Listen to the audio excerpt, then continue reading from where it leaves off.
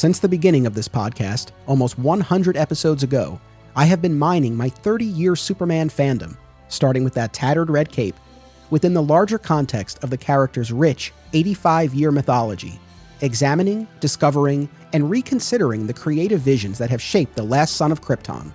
Now, our milestone 100th episode beckons, and the journey continues.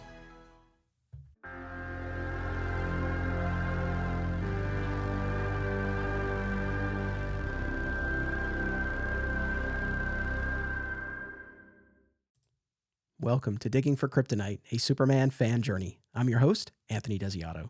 This is the electric Til 1 Million interlude episode, and as a special treat for our YouTube audience, I am pleased to present this extended edition of the episode. The audio-only version, which you can find on your podcast platform of choice, clocks in at about 2 hours. This one runs nearly 3. So I hope you enjoy this extended edition of our episode. And now, joining me to discuss the continuation of Superman the Animated Series across Justice League and Justice League Unlimited is returning guest, Jeremy Frutkin. Anthony, I know one thing to be true. When you and I get together and discuss Superman and all things DC Universe, the possibilities are truly unlimited. Very nice. I like that. Although, good to be here, buddy. I thought you were going to say infinite. See, I don't mean to nitpick. I thought you were going to say infinite. Unlimited makes me think of Marvel Unlimited. I feel like we're looking at their rival. Justice League Unlimited, baby.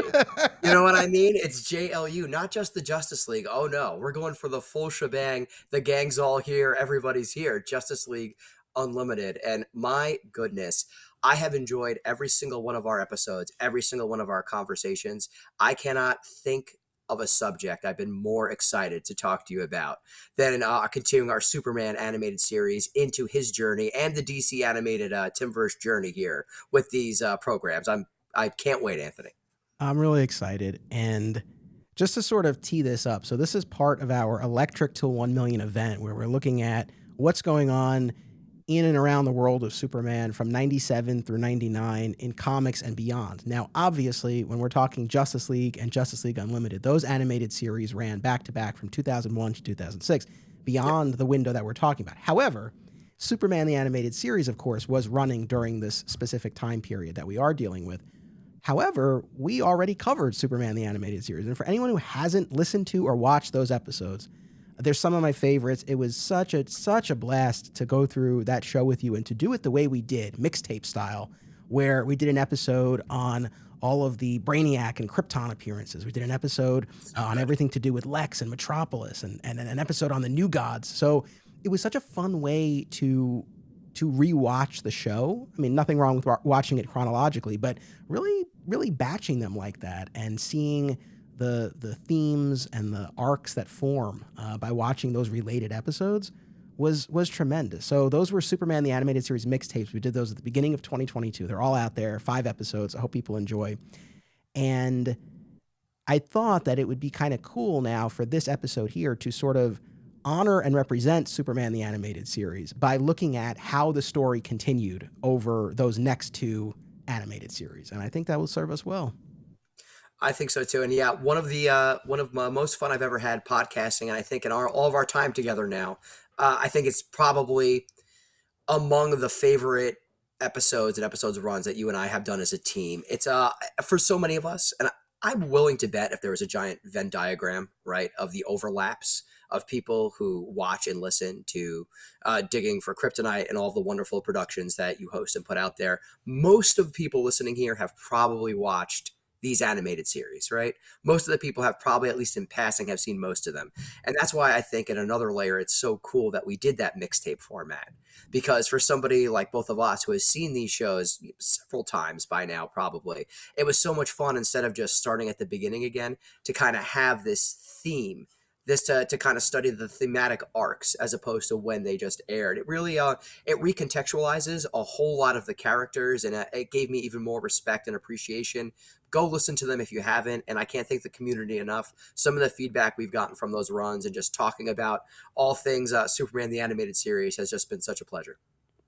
Well, yeah, well said. It definitely seems like people dug those episodes, which I'm really happy about. And The thing is, I don't want to make it sound like we reinvented the wheel here with this mixtape approach, but there really was something to watching them and talking about them in that way. So I'm really glad. I'm glad we did it that way, and that's kind of the approach that we've applied here as well, where we've looked at a selection of episodes from Justice League and Unlimited that focus on Superman, but more specifically follow up on threads from Superman the Animated Series. So there might be some things that we didn't watch or we don't necessarily hit on here that you might expect us to.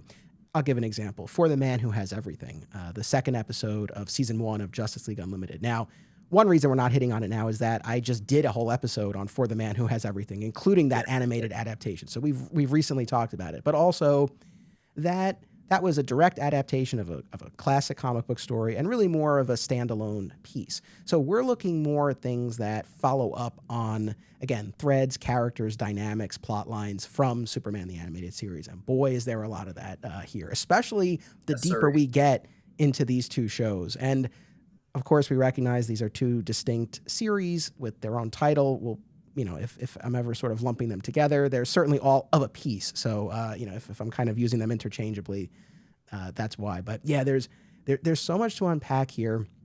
And let me ask you this first, and then I'll lay out what we did watch and all that stuff. But these two shows, were you watching these as they were originally coming out? Oh, yes, absolutely. So throughout high school and college, I was watching these to the point where I even would frantically track down the DVDs and everything as they would come out. And it's so funny how you associate watching different programs with different times and different places. For me, I associate Justice League and Justice League Unlimited with being in college because it's when I first started watching, might have even been a little before based on the timeline. I started graduate high school 2004, so college 2004 right after. But during that whole 2004 to 2008 timeline, I felt like I was just almost perpetually watching them. I was so excited and it had such a huge impact on me.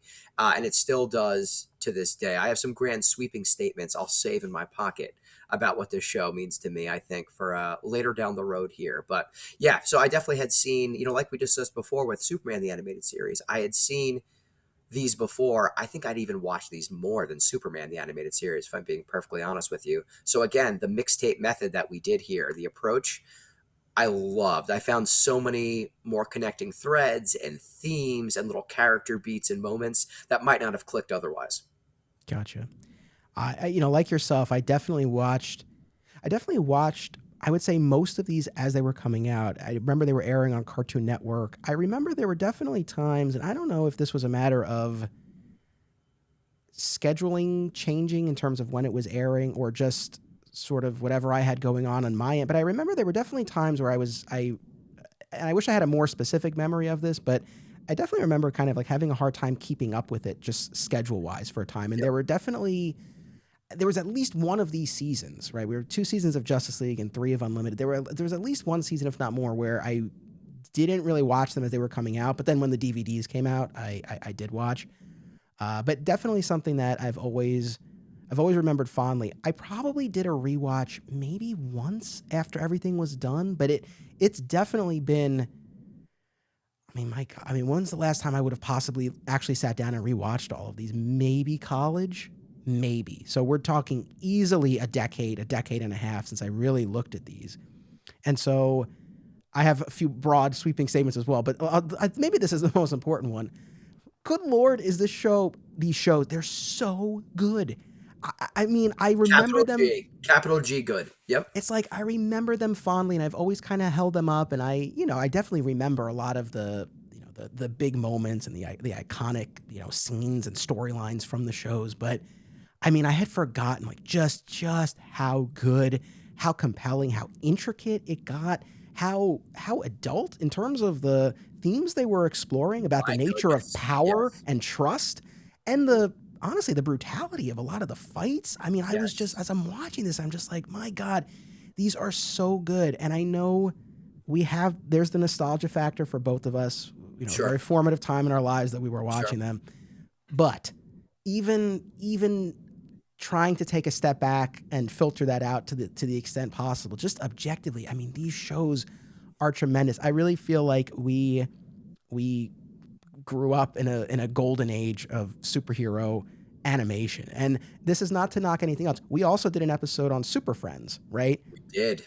And that's the sort of thing where, as you and I said in that episode, we can definitely appreciate how kids growing up in the 70s and 80s, how they could love Super Friends and you know, just what a formative show that was for generations. And it you know, kind of carried the torch, right, for these characters for such a long period of time. At the same time, you know, we look at them now and watching them through adult eyes in 2022, 2023, you know, I think there's only so much mileage you can necessarily get out of them, right? Respectfully, yes. Whereas you look at something like this, and you know, I can't say this for sure because it's I can't unless I could forget the prior experience of watching them. But it's like I genuinely feel like if I were watching these now just cold, I would be just as engrossed by them. So that stood out more than anything else. You, as you usually do, on the same wavelength as myself, teed me up perfectly here for two major topics before we really just get into it, and we can get to it, I promise. That I would put Justice League and Justice League Unlimited up as one of the best DC Universe stories in any medium, period. That's it. No other qualifiers. No in animation.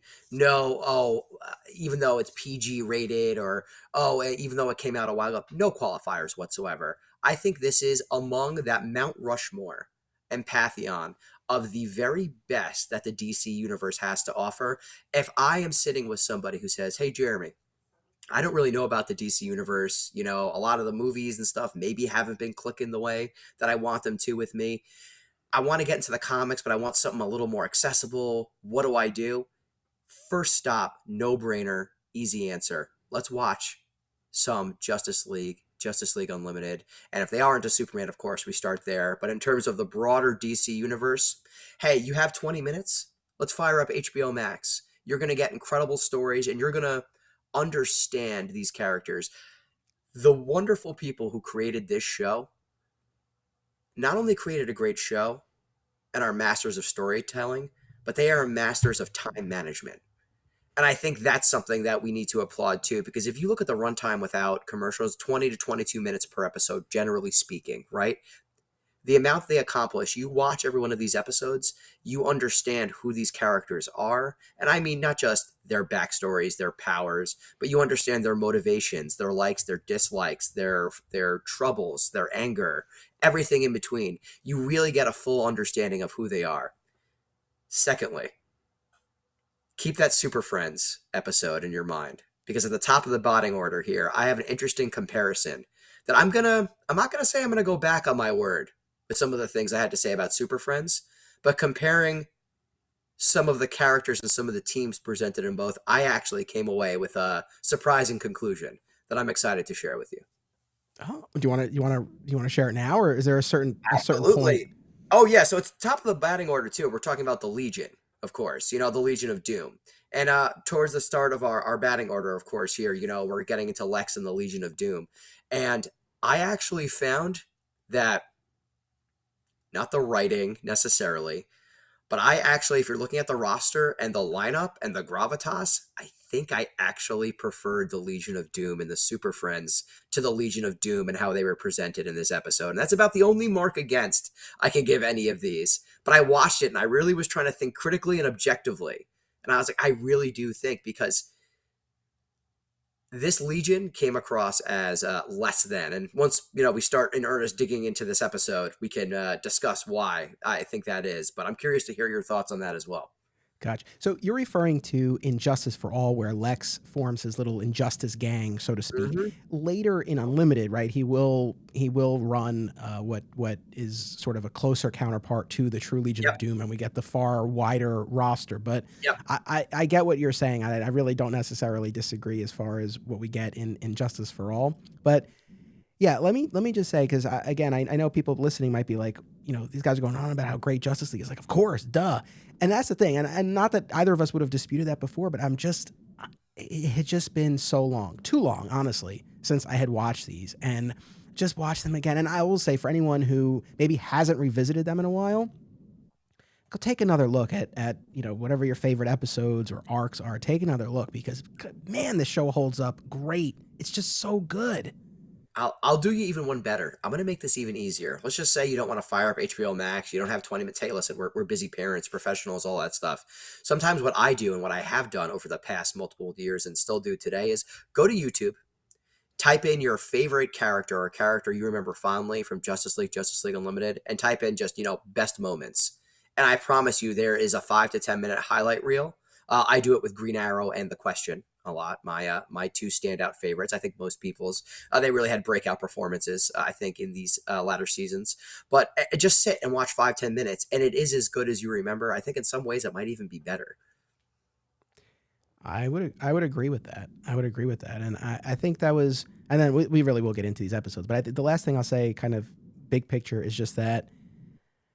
Not that I was a little kid watching these, right? Because it was high school, college. So I was old enough, but at the same time, look, still growing, learning, developing things that Oh, for sure. hold your interest in your teens, or even early 20s might not necessarily be the same now as we're in our mid 30s. So that was the other thing that I was just so struck by, where I'm saying, man, these hold up so well. I am as captivated by them now as a fully grown adult as I was when I was still essentially a kid. So really just absolutely tremendous. And let me share the episodes that we officially watched. So I assigned us about a dozen episodes, all sort of falling within that category that I laid out before, Superman-centric, continuing themes from his animated series. I got so caught up in this, I did watch about another 9 episodes beyond that. So Easy to do, man. I get it. So I hit about 21 as well. But so the official ones that are on our list, Injustice for All, Parts 1 and 2, where Lex breaks out of prison and forms his Injustice Gang and tries to take down the Justice League. Twilight, Parts 1 and 2, giving us the returns of both Brainiac and Darkseid. And the demise for a time of Darkseid. We'll talk about all of this. Hereafter, Parts 1 and 2, which is this animated universe's take on the death of Superman. Absolutely tremendous. So much to talk about there. What a stunner. Then, of course, we move into the Unlimited era, and we have The Ties That Bind, which spotlights Mr. Miracle. Superman's not even in this one, but we love our new gods in the DC animated universe, and so we had to include that. We got to look at what's going on Apokolips during this power vacuum while Darkseid is off the board. The Doomsday Sanction. I mean, the name speaks for itself. A lot to say there. And this also really, really takes us into the Cadmus arc, which is a big part of Unlimited, especially Unlimited Season 2. Similarly, The Clash, which pits Superman and Captain Marvel against each other. We talk about brutal battles. There's a lot to talk about there as well. And then really kind of winding down as we get towards the end of Unlimited, Far From Home, which sends Supergirl to the future with the Legion of Superheroes and sort of concludes her story within this animated universe. And then the 2-part series finale, Alive and Destroyer, which brings Darkseid back and gives us, in that series finale, a moment that I've quoted a lot on the show and off the show, and that is one of my all-time favorite Superman moments from anything. And it's the World of Cardboard line and scene. Goosebumps. That we'll talk about. But so those were the 12 episodes. I also watched, because again, I was just, I got a little caught up in this. So I did watch the 2-part War World, where Superman is trapped on War World, and that introduces Mongol. I watched Tabula Rasa, where Lex manipulates a naive version of the Amazo robot. I also watched from Unlimited The Return, where Amazo comes back, and there's some really good Lex and the Atom, Ray Palmer scenes there. So I did watch those. And then I did watch the Cadmus arc was this running thread throughout a lot of Unlimited, but there were 4 where it really all came to a head. There were 4 episodes towards the end of season 2 that basically were just, you could put those together as a 2-hour movie, and you've got everything there. So Question Authority, Flashpoint, Panic in the Sky, and Divided We Fall. So those were some of the other ones that I did watch in addition to the officially assigned ones. You're an overachiever as always, and I love it. So in terms of it's like there's so much, so many different directions that we can go in to start, but I guess what I was most curious about in terms of, I remembered some things, but there's a lot I didn't remember. And so kind of going into this, I was curious, where where do we pick up with Superman, and what sort of journey does he have? Because as we talked about at the end of Superman the animated series, we finished with that 2-part legacy story where Darkseid had brainwashed Superman and turned him into his minion and sent him to invade Earth. And of Hmm. course, Superman was eventually able to get through all of that, but it really ended on this very bittersweet note where he sort of takes the next step in his relationship with Lois, right? So Finally, there's took the whole some series. nice forward movement there, but there's a lot of distrust and uncertainty on the part of the world towards him. So it ended again on this kind of ominous, pretty bittersweet note. And there's definitely a lot of that I think feeds into what becomes the Cadmus arc, and this idea of whether or not the government and the world can entrust this level of power to a group like the Justice League. So again, thematically, I think there's so much that really pays off there. So, I was curious about that. I knew from memory that we got very little of the Superman, the animated series supporting cast here, but I was definitely keeping an eye out for Lois Lane appearances and for instances where we got any kind of hint as to where their relationship might be at this point. And the Hmm. biggest instance of that comes in one of the episodes that I watched during the Cadmus arc. I think it was Question Authority, where we get a little bit more there. Of course, again, as far as villains, Darkseid and Brainiac. I know Brainiac is a huge favorite of yours from Superman the Oh Animated yeah. Series. I am quite a fan of this version of Brainiac. Darkseid, again, like we said when we did those mixtapes, the New Gods treatment on Superman the Animated Series, that gave us really some of the most emotional, compelling, highest stakes episodes. And so Yes. anytime, and I think that just sort of conditioned us. Like anytime we're dealing with anything New Gods or Darkseid, it's like, oh, this is important. This is Time momentous. to time to sit up straight, right, and pay attention because something big is happening.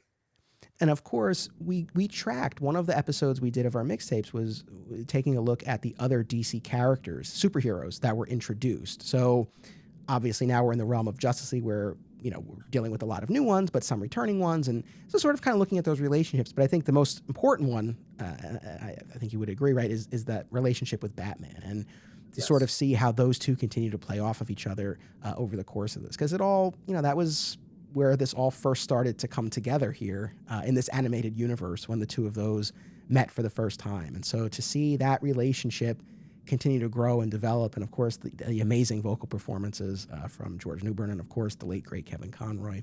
Mhm. And I'm sure there's even more that we'll hit on, but for now at least, last but not least, far from least, is I would say the character from Superman the Animated Series who has the wildest and maybe even most complete arc out of anybody here is Lex friggin' Luthor, man. Whew. It's almost the Lex Luthor show, and I say that as not a diss, but as a compliment, because I think you can count on one hand, maybe even on two or three fingers, characters that get that kind of spotlight and depth as they go along the series. Sorry, I have ice in my mouth. I thought you had more. No, no, no. Well, I can keep going as well too. I'm happy to do that. So, what's interesting is, and I think as a we're consummate professionals as always. So what's interesting about this, I think, is that they do continue to tell the story of Superman, and those who have listened to our numerous hours and hours of podcasts talking about Superman together as a duo have noticed that one of my big themes with Superman is how he affects and changes the people and world around him. That to me is as much of a Superman story as anything focusing on Superman himself. It's such an important integral element to the character and the themes that I think that truly defined the series for all these years. So with Lex, he goes through so much in this, and you go on a roller coaster because there are times throughout Justice League and Justice League Unlimited where you're like, he's absolutely despicable, of course. He's awful. He's horrible. And then there are times where you go, I understand him. There are even times where they get you to root for him and cheer for him, albeit maybe even just briefly, right? But longer than you think. And there are times, whether it's Lex Luthor or the whole situation with Cadmus, obviously linked intrinsically. So I'll tie that together and kind of expand it, where there's a line further down the road in one of the episodes in that arc where Batman is talking to Waller, although, like I said, Lex Luthor behind the scenes, of course, doing his thing, where, they're arguing back and forth, as you already touched upon. You guys have a satellite pointing at the Earth. How can we possibly, pointing down, straight down at the Earth? How could we trust you? And Batman, again, talking about how important the crux of their relationship is, Batman and Superman. Batman says to Superman, they're not wrong.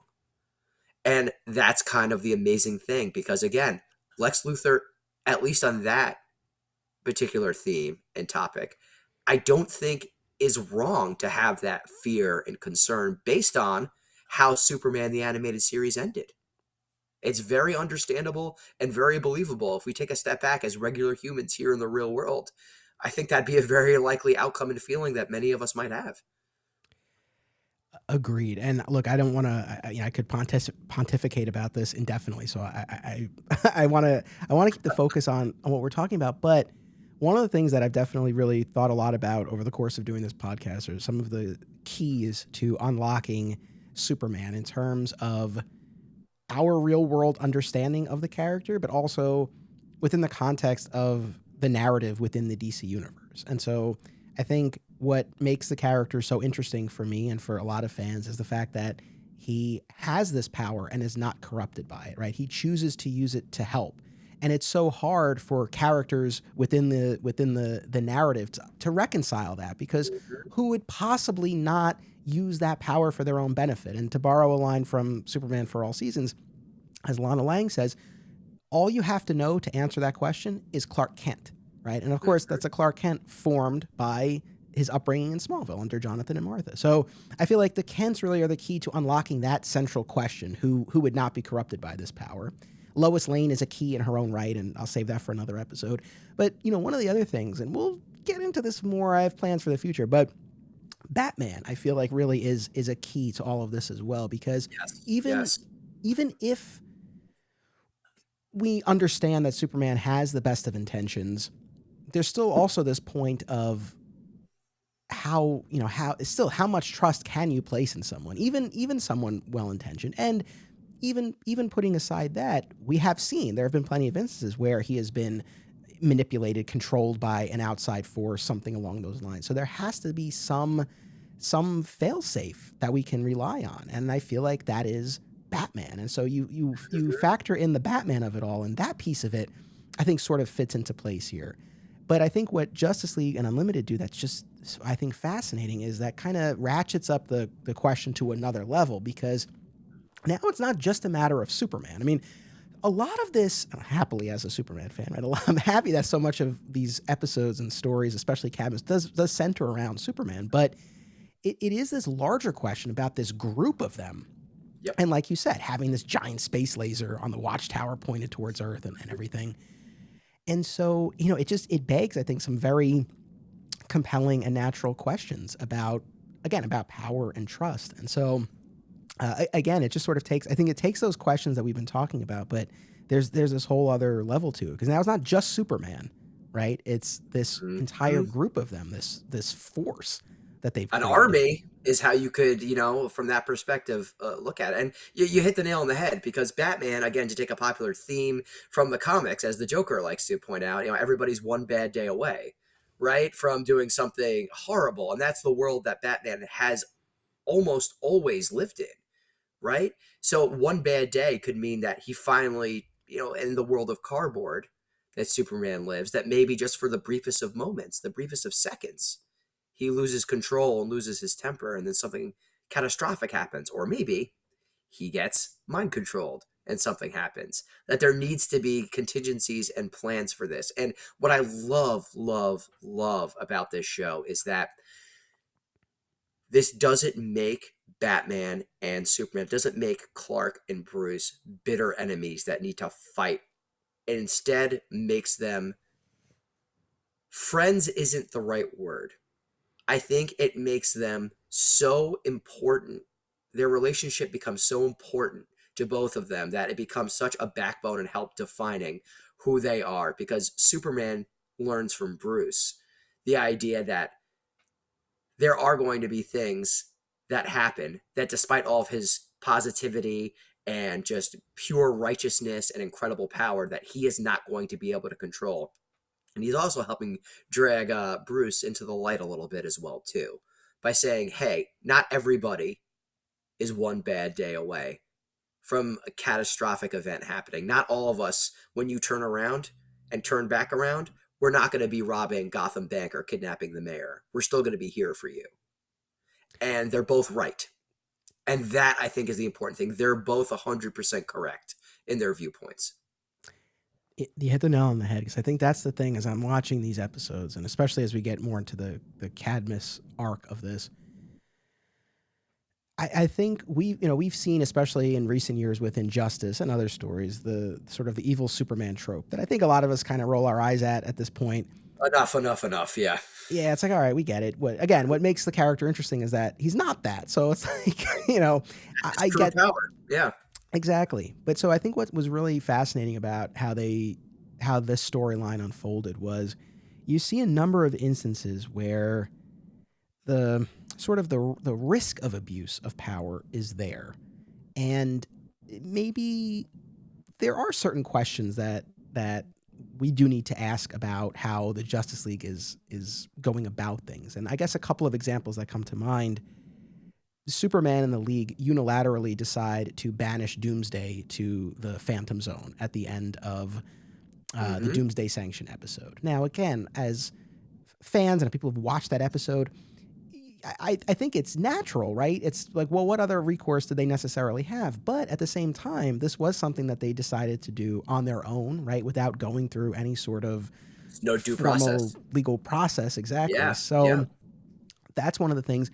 And even just, and it's subtle, but there are a lot of instances of this where the core seven, the original seven, they have their sort of inner sanctum where they'll meet and confer about everything. And sometimes they'll call people in, like when they call in Captain Marvel to chastise him about his quote unquote endorsement of Lex Luthor for president. And there's this authoritative air about them. And it's not that, they've become the Justice Lords, to reference one of the episodes or a two-parter that we didn't specifically watch for this, but I will mention in a couple of instances. But, it's not that they're necessarily that far down the path, but you see sort of these hints of what potentially could be. And so I think it does give credence to the fears that some of these other characters have. And yes, Luthor has his Luthor. That's one thing with this animated universe. I cannot get on board with the Luthor. It's always Luthor to me. Anyway, he, of course, has his own agenda, which we'll get to. But the others within Cadmus, I mean, Waller and Emil Hamilton in particular, talk about threads from Superman the Animated Series. Their fears do come from I think, a valid place. And so that's what I just think makes all of this, it would have been very easy to make it very one-sided or over the top. And I think they went for a far more sophisticated and nuanced and adult take on all of this that, still works. It's a realistic fear. And that whole kind of suspense that kind of pulls through the later seasons is, what if they become the Justice Lords? And again, it's great in the background kind of simmering tension as these shows are going on. I'm so glad that you brought up Dr. Hamilton, our old friend, too, because something I would have never have realized or even considered had we not done our Superman the Animated Series mixtapes is, boy, who would have thought that our lovable Dr. Hamilton, who was such a helpful, positive force working with Superman, is now sitting next to Amanda Waller and like working and doing all those plans. I was a little heartbroken in a way. I get it and I understand it, but that character's journey, who, let's be honest with you, who, except for the most diehard fans and people like you and I, who are doing this on another scale clearly, are going to study the arc of Dr. Emil Hamilton when you have Green Lantern, The Flash, Lex Luthor, everybody else running around this show. But it really struck me as something so wild that this character who is literally helped save Superman's life, has been there for him as, pretty much a steady, especially in the first season or two, such a steady support for him, goes from that to sitting there side by side with Cadmus and Amanda Waller. I was floored. I was like, wow. But again, the fear that happened when Superman was brainwashed, you can also understand it. And that made it more heartbreaking to me in that way. And, I think what we have to mention with Hamilton is that it's not, I think what adds a whole other layer to this is the tipping point for him, or the inciting incident for him, wasn't necessarily when Superman was under the thrall of Darkseid at the end of the animated series, but it was after Superman had broken free and he had brought Supergirl to Hamilton for help. Yep. And I forget the exact back and forth, but there was some reluctance on Hamilton's part, and Superman essentially grabs and threatens him. Right, He he's threatens him free from the straight up. mind control, Mm-hmm. and there's a scene in the Cadmus arc, and I believe it's in Question Authority, where the question, I mean, I'm for people who are well familiar with this arc, you know what I'm talking about. For those who don't, I'll just give some quick context, but we'd be here forever if we went through every sort of beat of this. But If you ever want to essentially, do a question podcast episode, you just call me up. I will keep myself under wraps. I promise. Proceed. noted. So the Question has taken it upon himself to kill Lex Luthor so that Superman won't have to. This all goes back to that A Better World two-parter from Justice League, where in an alternate dimension, Lex Luthor has become president, Superman kills him with his heat vision, and the Justice League become the Justice Lords and set themselves up as the authoritative leaders of their world. And then they get a glimpse into our reality and try to come over and do the same thing here. And so this is kind of in the background of a lot of this, and what's fueling these, the Cadmus fears and everything that's building, right? This idea that the Justice League could become the Justice Lords. We've seen a very, very close version of these characters go down a very dark path. So that's behind all of this. And the Question is starting to put these pieces together as we get deep into this Cadmus arc. And so he decides, I'm going to kill Lex Luthor so Superman doesn't have to. But Lex beats the shit out of him. This is we'll sort of circle back to why Lex has been able to why he's even able to do this. Mm-hmm. But Question is taken by Cadmus, and Superman and Huntress team up to break him out. So they're in this Cadmus facility, and Superman sees with his X-ray vision Emil Hamilton and realizes that Hamilton is part of this. He smashes through all the walls and he confronts Hamilton, and they have this great back and forth, and again, Superman essentially articulating like, you were allies, like, how could you do this? And Hamilton talks about how, I saw you as this angel from above, but Lucifer was an angel, and it's just this idea of the level of power. Of course, that makes me think of Heavy stuff for a cartoon show, huh? Pretty what'd you say? heavy stuff for like we said, for a 20-minute animated cartoon show ostensibly aimed for younger people. Talking about Lucifer and angels, amazing. That's the thing, and that of course makes me think of Batman v Superman and that version of Lex Yep. Luthor, and this whole bit about the devil doesn't come from below, he comes from above. And again, really getting into some big ideas. If there's one regret that I have about this, how this arc plays out, there's never any resolution between Superman and Hamilton. Unless I've totally forgotten or missed something, I think that's the last scene that they even have together. Yep. But at least they have that, and it really is, to your point, I mean, it is heartbreaking going back to Superman the animated series, and what a friend and confidant and ally he was. Yeah, it really is, and it's so sad, and it's something I wouldn't have picked up on had we not done those mixtapes, which is one of the reasons why, many reasons why I'm so grateful we did that. It really recontextualized everything, and by proxy, as I always say, by understanding Superman and how he affects the people in his life, it recontextualizes kind of our whole concept and themes that go along with Superman throughout this run and this character. And I think it makes Superman so interesting in this entire run, because even though it is the whole Justice League and Justice League Unlimited, there is a lot of focus on him, and they do such great storytelling with him through these episodes, where it would be easy, I think, to kind of, okay, he's already had his own show, let's kind of pull back a little bit, he got us here. But they really do. One of my central questions, pun intended, for fully intended for that, is, was the storytelling and themes that we established and we analyzed and we loved in Superman the animated series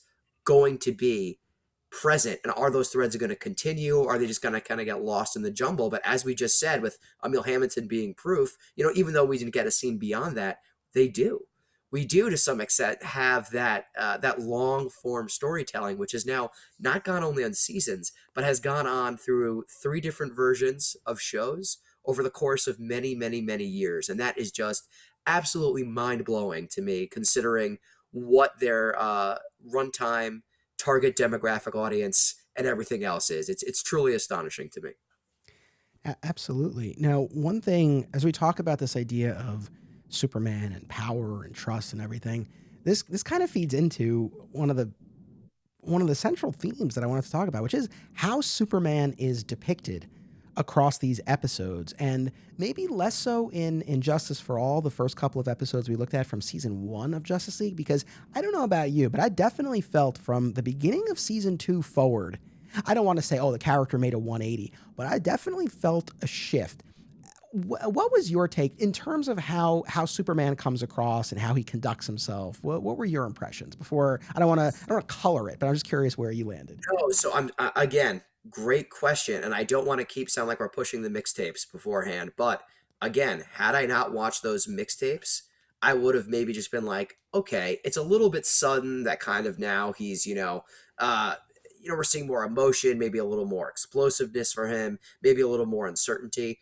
However, as we've already touched upon, considering how Superman the animated series ends with him being brainwashed and the fallout and what he does to Emil Hamilton when he's not brainwashed, it is just continuing the story. And to me, Justice League and Justice League Unlimited is a story about Superman processing grief and fear in a way that I don't think he's had to previously in his life up to that point.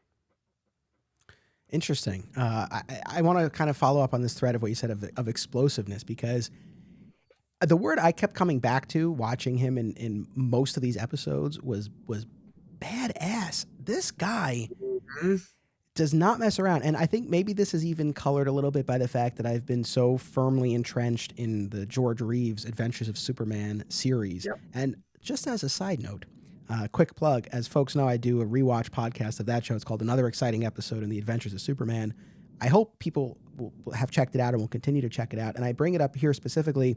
Next week, we have an episode on The Stolen Costume, which is season 1, episode 13.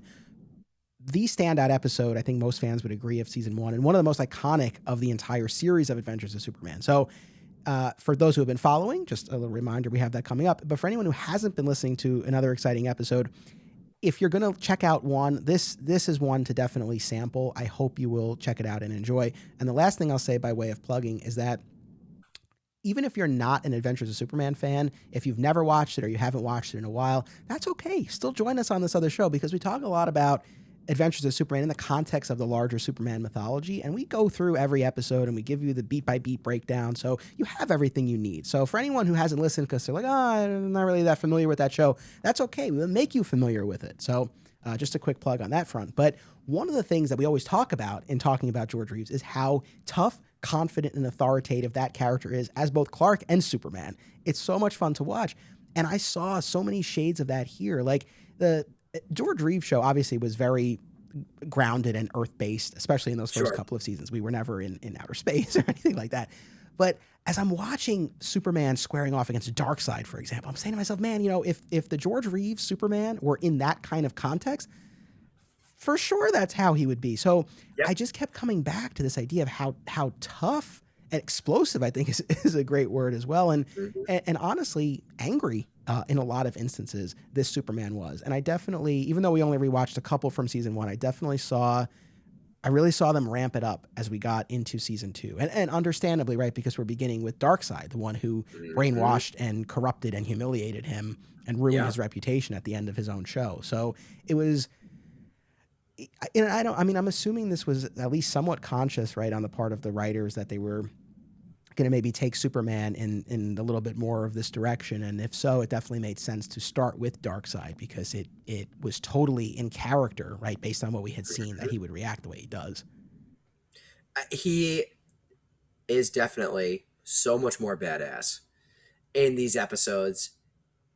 And I honestly, to me, again, as I'm reading it, he's putting up that more badass front and that explosiveness that's coming out of him, because I really think he's still dealing with the trauma of what happened to him, where he had such a violation and abuse and destroyed his life. And let's be honest here, almost the entire planet. One of his dear friends also got killed. It was a whole, one of the most just jarring and depressing finales of almost any show you could watch. Truly, if you haven't seen it, I mean, buckle up. If in case you need a refresher, it's definitely not what I was expecting when we did our mixtapes. But he really is, and I think that is as much of a catalyst leading towards the Justice Lords as the death of the Flash would be. Right? That might have been the straw that broke the camel's back, but I think the back was already severely bending right after what happened with Superman being brainwashed by Darkseid. No, I really like you. I like your reading of it, and I think that it tracks. And again, I don't I don't want to paint this as, oh my god, it's a completely different version of the character. It's not, but it's definitely, again, I think a level of anger and emotion that you didn't really see, with some Mhm. exceptions. And I think those exceptions came when we were dealing with the new gods. When going back to Superman the animated series, when he smashes Darkseid's tank after Turpin is killed, Oh, right? That rage that comes forth, I think you see at least hints of that in a lot of this. And I think you're totally right. I think that even though it's not, I mean, Batman in the Twilight two-parter, Batman does specifically bring up Superman's history with Darkseid hmm explicitly, but I think even beyond that, I think your reading of it is a great one, and sort of something to kind of have in the back of our heads as we're watching this, to kind of account for this. I think it absolutely tracks. I mean, and again, we'll go back to Injustice for All. I'm kind of in my head, I'm thinking that we have some of the big Superman pieces, and we have Lex's journey, and of course the places where they intersect. So we'll go hmm back to Injustice for All, but as far as Twilight, the beginning of season 2 here, we begin with and we just, this won't be a 4-hour episode. We'll like spell out every piece of every episode, but those who have seen us before just kind of I think went, oh, okay. And when I they saw us, and you say that, but yes, we will do our best here to be concise and thorough. but we begin with we're on Apocalypse, and Darkseid has just tried to make a move against New Genesis that was they were sent packing, and now they're under attack by Brainiac, right? So Brainiac and Darkseid, I mean, the two of the heaviest hitters from Superman the animated series. And so Darkseid comes to the Watchtower asking for help from Superman and the Justice League. I mean, the balls on this guy, it's insane. Wild. Wild. And what a great kickoff, right? Something so jarring and nothing that you'd expect in 1,000 years to come to the doorstep. What do you do in that situation? You know what the right thing morally might be to do, but instinctually, we all know that, I think Superman instinctually might have wanted something else very different to happen. And the whole thing plays out because, of course, them being who they are, knew kind of from the beginning what threads to pull on based on this trauma. And I'll throw this out here too, and we're going to get to Batman's role further as well. One of the reasons why I love Batman and Superman's relationship, starting in this episode and henceforth the hereafter for all of this, is that they're good cop, bad cop, and then they kind of switch. In many ways, they're still good cop, bad cop in their relationship. I'm oversimplifying, of course. They still have those roles, but of course they switch as Batman becomes more of a voice of reason. And I honestly think that's because who else in the DC universe understands trauma more than Batman? And I think that's also why he's the perfect foil here. But again, boy, talk about something that would incite a reaction. Having Darkseid show up after where we left off in Superman the animated series. So what a way to start. Yeah, it's a tremendous kickoff to season 2 of Justice League, and when Yeah. Darkseid comes to that boom tube, just Superman's reaction, like, you, and Uh huh. he go, they You have to know. hold him, Yeah. I have to hold him back. But there were, over this two-parter, I think there were two main instances that really kind of set me back for a moment. I was like, okay, like this again, this is not quite the Superman from Superman the animated series. And in part one, when Darkseid explains that, if you don't help me, Brainiac is going to destroy Apocalypse. And Superman says, good. Wasn't expecting that. You know what it reminded me of? And I bet you're going to know because I know you're also a big fan of that movie. It reminded me of Jonathan Kent in Man of Steel when when he's talking to young Clark and he says, "What am I supposed to do? Just not save him or let him drown?" Where the actual line is, and he just goes, "Maybe." And it's that same kind of theme where you're like, "Wow, I wasn't expecting that." But then you think about the character, and it's a likely realistic response, even one that doesn't sit well, that shows that humanity, for better or for worse, coming out. That's the thing. And that moment in Twilight, I was thinking about it, and the fact that he wouldn't care so much about Darkseid, that in of itself, I'm like, okay, that tracks. The lack of care for the people of Apocalypse was a little tough to reconcile. But Seen them then, before. He's seen these but people before and interacted with them. Like he knows there are other people on that planet. well, but now counter argument there.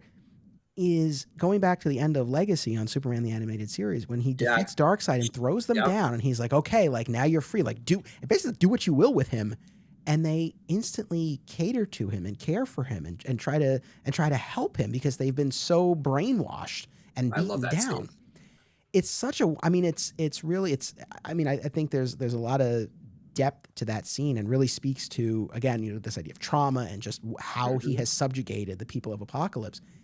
And again, it's not like we don't get a ton of explanation from Superman about exactly why he says that, but I don't know. As I'm watching it, I can't help but think that maybe there's some part of him that's like, hey, I tried to help those people and they didn't want it. So why should I help them now? Again, I'm not, maybe that's not necessarily what he's factoring in, but you can't help but think that.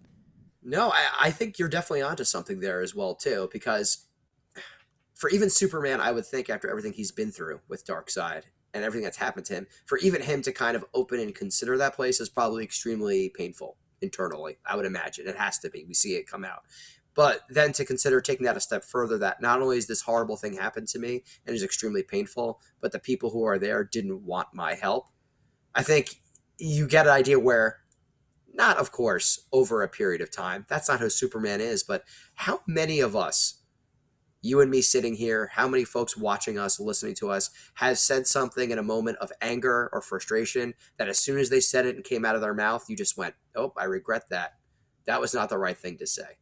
And Superman's humanity is one of the things we love the most here. And that's human. That is certainly human. It is. So, that was definitely one of the big things about Twilight that stood out. And then in part two, there's obviously a lot that transpires along the way. And of course, we find out that Darkseid has actually secretly made a deal with Brainiac, and there's a double cross. And, Of course. we can get as specific as you want, but what this sort of leads to is, again, one of the other things that I just found so striking about this two-parter, which is they're on Brainiac's essentially skull ship, right, in rock form, which was a nice nod to the comics and everything. But it's about to blow, and Superman is out to kill Darkseid. I mean, that there really doesn't seem to be any ambiguity about it. He makes it very clear Darkseid's not getting out of there alive. Yeah, which, by the way, it's again, not to harp too far, of course, here, but again, with Man of Steel and everybody's takes and feelings and opinions, Superman doesn't kill, Superman shouldn't kill. This idea and concept has been analyzed for almost as long as Superman's been around, right? So it's not like some kind of shocking new trope. It's been around and it keeps popping up because it deserves to be weighed and measured and carefully thought out. It's important to consider that Superman always does the right thing. In those moments that he doesn't, what could happen? We're all sick of full blown evil Superman, right? Injustice is great. Don't get me wrong. The games are lovely, all a very, very good time, but we've all had enough, at least. I don't want to speak for everybody. I have had enough, and I think you have had enough of, the evil Superman trope. But the lesser version of that 1%, where he's just like, you know what? No, I'm not saving that person. Or no, this person needs to go by any means necessary. That to me is so much more captivating and compelling than Superman's evil now. Because, like I said before, it's that moment where we all say the wrong thing, or maybe in emotional state or in a snap judgment, make the wrong decision. And that to me is so much more relatable than, I got brainwashed, or, oh, Lois Lane's dead. I'm going to kill the Joker. And now, I got to go either be evil or I have to go isolate on a farm for, a whole bunch of years. I like when people make mistakes and then have to own up and deal with the consequences, because that to me is real life. And we look for relatability in our storytelling. And Superman is the most human of us all. Of course, even though he's our resident alien, he always is the most human of us all. His greatest power, his greatest gift is Clark, as we've discussed many, many times. That's why I love the storytelling here. And again, if you hadn't watched the end of Superman the Animated Series, I just don't know how necessarily this would land, right? On an entirely different level. So yeah, it's powerful stuff. It really is. When he gets in Darkseid's way, right, as Darkseid's trying to flee the ship before it blows, and basically says, you have to go through me, and we get the notes of the Superman the animated theme, and it's great, and it's again this badass moment. It's like, oh, he's gonna, he's in his way, and they have again one of these brutal fights that we get on the show, and we get to the point where Darkseid literally has his foot on Superman's face, and then all of a sudden those heat vision beams shoot up through Darkseid's foot, and it's like, oh, okay, and Yikes. Superman makes short work of him, and then Darkseid's really down, but Superman's not finished. And he says, and I don't have the exact quote, but to the effect of, I'm not leaving until he's nothing but smears on my fists, right? Yeah. Yep. It was a smear on my fists. Or something like that. Yeah. Yep. And I'd be curious to know from other Superman fans. And again, I don't mean to keep citing the Snyder movies, and that's been we've discussed that plenty. It's been discussed plenty, but I know that has been such a lightning rod for discussion and controversy, and such a bone of contention for a lot of people, the killing of Zod and things like that. And I'm just curious, like, how people take something like this, where this is not a in the heat of the moment kill, or this family is going to die. This is like, I'm not done with him, right? Like, like I'm gonna get this guy. He's making a conscious, albeit emotional, decision to kill Darkseid in that moment, right? Is what we can infer and what we could assume. And yeah, again, like we both said with the Snyder decisions that were made, we're not walking on new ground here necessarily, but I think we are walking on meaningful ground, because he is making that conscious choice. And lo and behold, to tee you up, who's there to save the day?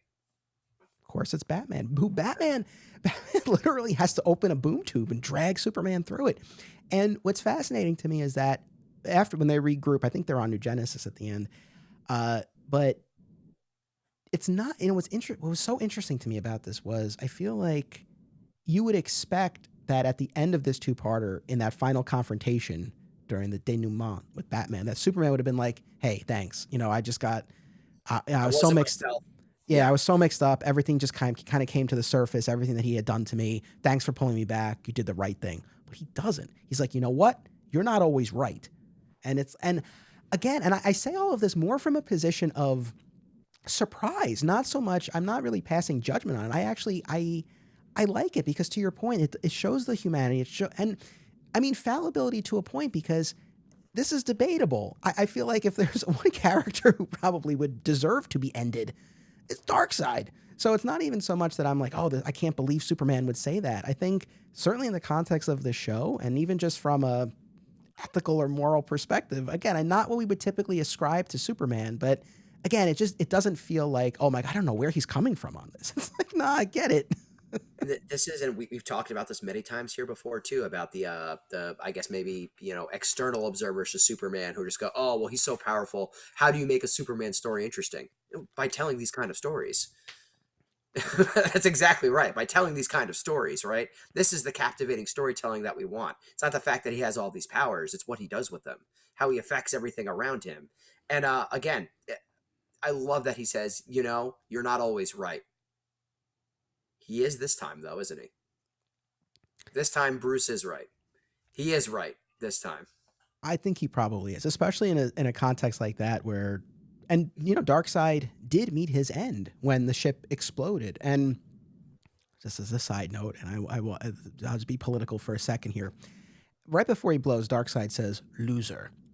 And going back to the beginning of part 1, there's the moment where Brainiac's ship, arrives on Apocalypse, and it's as big as anything you've ever seen. You can't miss it. And of course, Calabac comes running up. He's like, Father, do you see? And Darkseid's like, I'm not blind.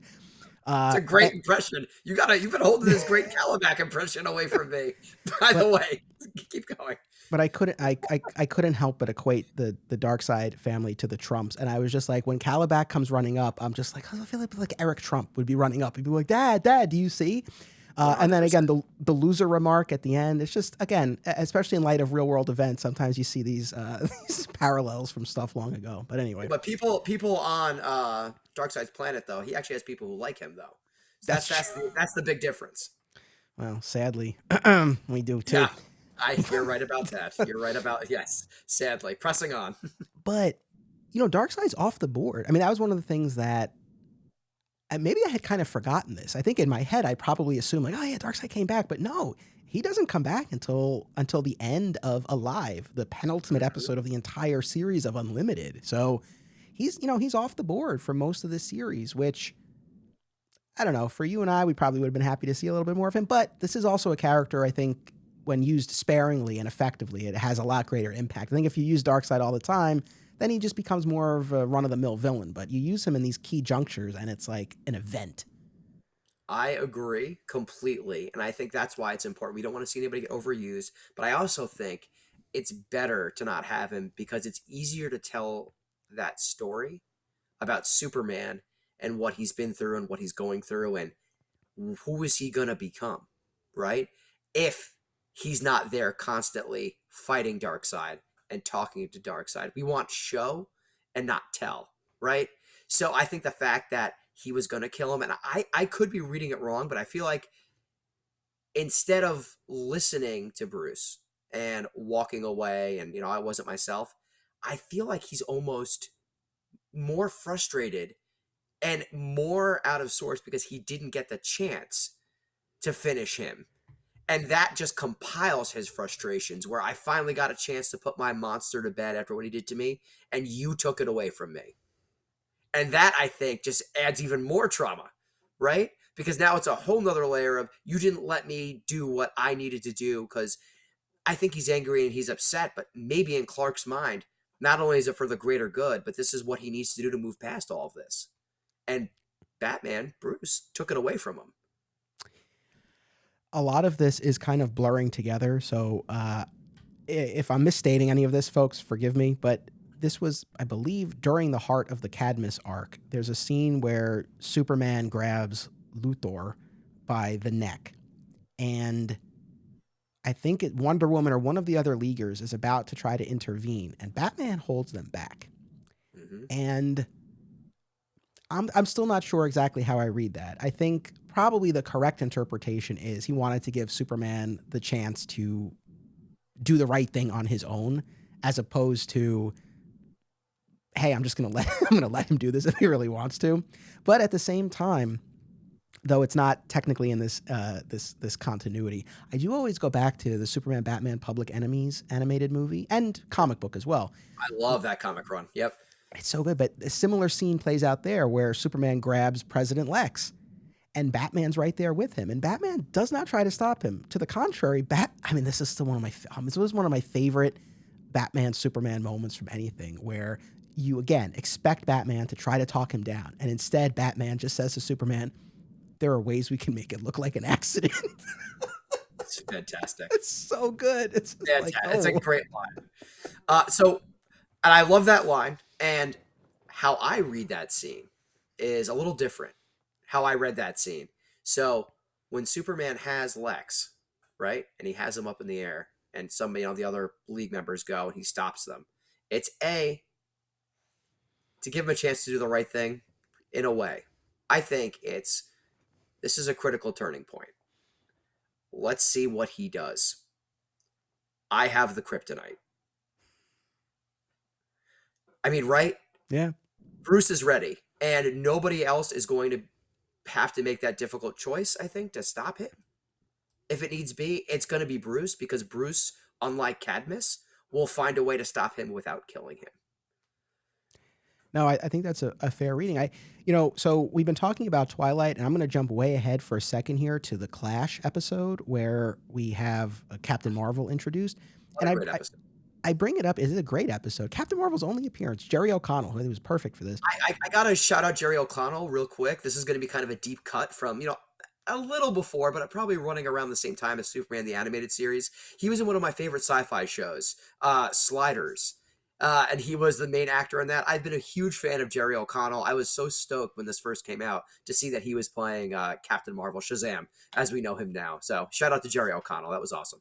Yeah, it was a great performance. And sort of the setup for this, and we'll circle back to Lex's larger journey, but essentially he's quote unquote reformed and in the midst of his presidential bid, and he creates Lexor City, which is a great nod to the pre-crisis storyline where he had this whole planet that he that he was a part of. Anyway, So he creates this urban housing project for low income families, and he calls it Lexor City. And this is again where we also meet Captain Marvel, and there, like we mentioned before, there's this whole issue where in an interview, Captain Marvel talks about how great it is that Lex Luthor got a second chance and now he's running for president, and that's misconstrued Hmm. as him endorsing him for president, and that gets him called into the inner The sanctum of the principal's office. yeah, Yeah. and Superman really comes down hard on him and lectures him. And it's like, we don't. And what was interesting here was he's like, we don't endorse political candidates, and we definitely don't endorse Lex Luthor. So it's, again, it's very specific here. It's not just, hey, our policy is we don't get involved. There's a very personal component here for Superman. I think that also ties into this theme of Superman dealing with his trauma and grief, because when he looks at Captain Marvel, one read could be like, oh, this kid is just messing up, or maybe even, oh, he's as powerful as me in magic, maybe I'm jealous. I read it as, he's who I used to be. He's who I used to be before all of this dark side business happened to me, and it makes me angry, but in a much deeper and more lasting effect, it makes me sad. And I Oh, think that's how he's expressing all of this. That's how I read it this time. Again, thanks to the mixtapes we did, I had a new frame of reference and frame of mind. Because if you think about it, he even says, and I know we're jumping around, of course, but in this Clash episode, when Marvel is leaving, he even says, I idolized you. I wanted to be like you. You're supposed to be heroes. I always have my enemies, my tough customers, and I always find a way. That sounds a lot like Superman. And he says, I believe in fair play. I believe That's in him. taking people at their word. He espouses, or verbally articulates a lot of the values that I think we would typically ascribe to Superman. Mhm. And, throughout the episode, he's very, very wholesome, very, gung ho, very positive, naive, even to a point. Mhm. But he is, in a lot of ways, the Captain Marvel of that episode, I think, is in a lot of ways what perhaps critics of Superman, how they might kind of describe him, like he's kind of, a little bit of a square or a dud, or Do you not remember not the, what? Do you remember what Bruce says to him in that episode when they're fighting? And they about the said, Boy "Yeah, Scout. yes." He goes, "I thought I was the Boy Scout. You were until I met him." I think that also hurts Clark deeply, as it sounds like just kind of a joke line. I also think that's like a poignant analysis and a veiled joke and little dig from Bruce, because yeah, you used to be a Boy Scout till I met him. He's what your original ideals and creeds used to be. He's the younger original version of you, maybe the better version of you. I think that's certainly fair to say, at least in those regards. Maybe, it may be, but I thought that was so telling, and I thought it was very clever on the part of the show to really, again, for those who would just describe Superman as this Boy Scout, to really juxtapose him against someone who really aligns with that more closely, and you really Mhm. kind of, you see the distinction, and you see kind of the journey that the Superman is on. And Lex and Waller set him up. They set him up right at the unveiling of Lexor City, where Lex has this exchange with Mercy about the device being in place, and we have to get out of here. And Superman finds what appears to be a bomb, and Captain Marvel tries to talk him down. And Captain Marvel is reasonable in that instance, right? Where he's like, let's get Steel, let's get the Atom in here. They could take a look at it. And Superman has no Completely. time for that. Hmm. Completely blows him off, and they engage in, I would say, fisticuffs, but that's putting it mildly. They It's demolish. brutal. Yeah.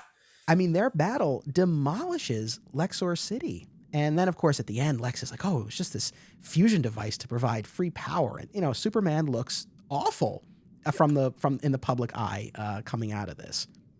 And again, that further ties into our theme and narrative that I've been analyzing too, right? He's not thinking clearly. He's still emotional, angry, sad, scared, and he's making these rash decisions, and it's getting worse and worse, and it's piling on. And you have to know. I mean, listen, Lex is like the cat who ate the canary too. Even when he goes, I mean, Superman just goes, "The Justice League will pay for it." He goes, "Oh, no, no, no, I couldn't even dream of it," or whatever he says. I'll be paying for everything as well too to take care of it, but.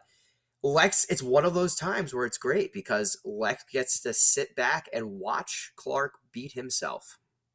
Yeah, Right? and He might be fighting Captain Marvel, but he beat himself in that episode, without a doubt.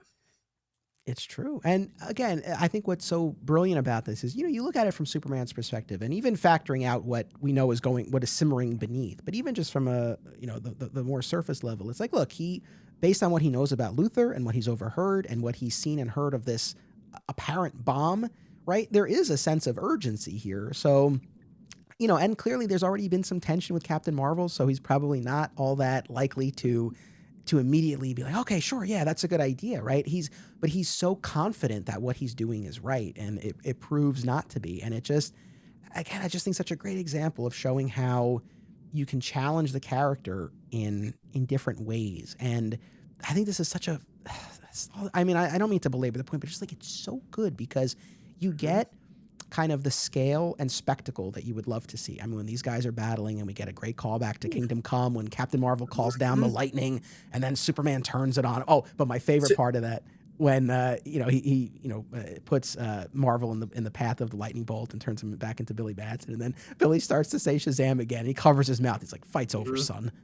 Yep. It's so good. So it reminded me of that, but correct me if I'm wrong too, to kind of flip it. Not going too far, of course, here, but in the Public Enemies arc we talked about in the comics that I love so much. Correct me if I'm wrong, but there's a great scene in that where he turns back into Billy, and I believe Superman goes, Billy, speak to me, and Billy just smiles and goes, Shazam. And so there's a lot of fun fights with them, I think, in that regard, where they use that lightning as kind of a deal breaker in some clever ways, which I always appreciate. No, absolutely. Just going back to the apocalypse of it all. So we do get one other episode in the midst of all of this, right? Darkseid meets his end in for the time being in Twilight, and then of course will return in Alive and Destroyer, and will be the final boss of the series here, putting it in video Right. game terms for you. Oh, you're in good company. You know that. But in the midst of this, we do have the ties that bind, which again does not even feature Superman, but spotlights Mr. Miracle and Big Barda. So essentially, we find out that in the midst of this power vacuum in Apocalypse, right, Darkseid's gone, he's off the board, and we have different factions vying for power. So Granny Goodness is sort of leading one charge, and then you have Vermin Wunderbar, who's leading the other, and who kidnaps. What a name. What a What a name! name. What a guy. What a name! And he's kidnapped Calabac, and so Granny Goodness kidnaps Oberon to force Mister Miracle and Barda to get Calabac free from Wunderbar's clutches. So that kind of sets everything off, and it's a big Flash episode, right? Because Flash wants to help them. Martian Manhunter is very opposed. Flash goes off with them. What was your take on this episode? Again, I know as a fellow fan of the New Gods, especially in this animated universe, what'd you think? This episode. I did not expect and remember to love this, but this is among the favorites that I saw because I mean it's a peanut butter and chocolate situation for me, right? Because we got the New Gods and you, and I'm sure our listeners remember too how much I love Wally, right? So it was just such a great episode where you focus really in why Wally is the heart and soul of that team, and even still now in this giant version of it with all these people, why he's there, because he wants to help, because behind that, comedy, perceived immaturity, he's playing the sock'em bopp'em robots with the elongated man, who's Jeremy Piven, Jeremy right, if I'm not Piven. mistaken. So how about that? I was like, oh, Jeremy Piven, we're getting some heavy hitters, which is pretty fun. So I thought that was pretty cool. He wants to help, and not only do we see that he wants to help, but we also forget how powerful he is, right? He jokingly says to Big Barda, or Big Bertha, as he calls her, which I got a chuckle out of as well too. And her That boob tube. her boob tube. I know. Some of the stuff, some of the comments in this show, especially with the Flash. There was one of the earlier episodes too. I think it's Hawkgirl says to him about being fast, and she says, "Yeah, that's why you can't get a date." I literally said out loud, "Whoa!" I know. I had the same. I was like, man, that was able to fly. Amazing. That got under the censors, huh? So, surprise. Again, furthering our, adult themes that we keep talking about in this show, which is astounding. But it shows just how powerful he is, right? Because he talks about, hey, I'm just as fast as Superman, probably even faster. And I think that's great too. But then we see how effective he is when he's there and aiding them and, doing what he thinks is the right thing. It's also important, again, because we got to refocus here, because keeping that Superman as our lens, it's important here because Superman, as we establish, was okay even in just that moment, letting everybody on Apocalypse just die. And the Flash says, no, I'm going to go there and help. I'm going to go there and help these people. And it's great because not only is it great comparison and storytelling, but I think we're also getting these other characters, Batman and now the Flash, are really getting these moments to shine, to show that they really have that same ethos that Superman, when he's at his best, also has, right? And maybe Superman, when he was at his best, helped instill that in them. And now it's their turn to come up and kind of carry that torch when maybe Clark is not at his best. As you know, none of us are always at our best, right? It's a thing that happens. But everything he's inspired them to do, they're getting a chance to kind of step up to the plate. It's such a feel-good episode. And it really spoke a lot to me. Again, Mr. Miracle, incredibly cool character as well, too. I feel like that flies under the radar a lot. He's just so cool, and what a great story. But again, it all focuses back to the trauma and theme and how that's affecting this entire run and a lot of these characters' actions and counteractions. I agree with all of that. I think this one was a J.M. DeMatteis written episode. He wrote a number of the ones that we looked at. Dwayne McDuffie obviously wrote a ton. That 4-episode swing that I mentioned, that's really the heart of that Cadmus arc. All Dwayne McDuffie. Paul Dini wrote Far From Home, which we'll get to in a Heavy little bit. hitters. You know, that's the thing, that the talent. Dan Reba directed a ton of these. Like, just that talent involved here is really something. But yeah, I mean, Wally really is the heart of the team, and I think this episode was a great showcase for him. I mean, it's funny, obviously, as a huge Smallville fan, but more recently, you know, Tom Welling and Michael Rosenbaum have been doing Talkville, a Smallville rewatch podcast. Of course, the greatest Smallville rewatch podcast is Always Hold On to Smallville, but we do also have Talkville here. It's brave that they wanted to try to compete with Always Hold On to Smallville, you know, and Into the Ring. And I hope those newcomers can, you know, I hope they do okay. I hope they're able to make something of themselves. You know, I hope they're really putting their risk out there. So, you know, maybe check them out once you're done watching all the other stuff. Throw them a bone. I'm sure they need the help, right? Well, but you know, so it's just funny because I've been hearing his voice again, and as himself, right? He sounds different than he does when he's playing Lex. I think his real voice is definitely closer to Wally. So it was just funny hearing the performance. But a couple of things about this. I enjoyed the episode a lot overall, more than I thought I would, given that there was no Superman, right? Like, I thought it played great. It was odd to me at the beginning how reluctant Barda was to accepting Flash's help. It's like, yes, I understand you wanted Superman, but is Flash not better than no one? You know, she was like, he really had to plead his case to help them, which I really felt like was pushing it. But you know, even like out of the Justice League, like if you're choosing people to come help, I mean, he's top 5. Like, he has to be, right? Like, I would think, just based on his power set alone. But yeah, she was definitely not into it. No. Also, again, and I don't mean to sound like, you know, like I'm 100 here, but you know, eventually she'll get into her more traditional big Barda garb. But what she's wearing at the beginning of the episode, she's barely wearing anything. Again, I'm just saying to myself, this is ostensibly a kid's show. Very risque. The children. Won't somebody please think of the children, to throw a Simpsons quote in there as well? Yeah, it's definitely risque. And, you know, Wally's noticing. He's out there, you know, giving her flowers, as I shared that GIF that I absolutely love with you on Twitter. For sure. Well, actually, this is kind of a good. We'll circle back to Ties That Bind in a second, but this is a good launching point. One other big picture take that on these episodes that I wanted to share. This is a very horny show. You know, there are a lot of instances in Tabula Rasa. We get confirmation on what we had suspected, right? That the relationship between Lex and Mercy had a sexual component to it. That's alluded to very heavily there. Again, I believe it's that Question Authority episode. We have Superman and Lois having a picnic on the roof, and the scene, our outro for that scene, is her asking what's for dessert in a very suggestive way. Of course, later on when we get into the sort of the Legion of Doom season, Tala, the witch character, right, has a relationship with Lex, and also seems to have a little something going on with Gorilla Grodd. And also, how she's dressed as well too is just does not leave much to the imagination. Also, right? Yeah, I mean, the series, not so much in the episodes that we watch, but the series also danced around a potential Batman Wonder Woman pairing again. And that never, to my memory, never really quite got that far, but they were dancing around that. Huntress and Question, they've got their thing. Ollie and Dinah. Again, just like a very horny show. We're not going to talk about Chitara and Cheetah and Batman as well too, making out to escape. That whole thing, I was like, my goodness, this is like, I'm like watching Melrose Place over here. This is pretty wild. I know that's the thing. So a lot of instances of that. And so anyway, but bringing it back to ties that bind, the I agree with you everything you said about Wally and his power. And when we get to the end of that Cadmus arc, Wally is the one who is able to defeat the combined Brainiac and Lex and separate them. Right? He goes faster than he's ever gone before, and then he starts to fade away.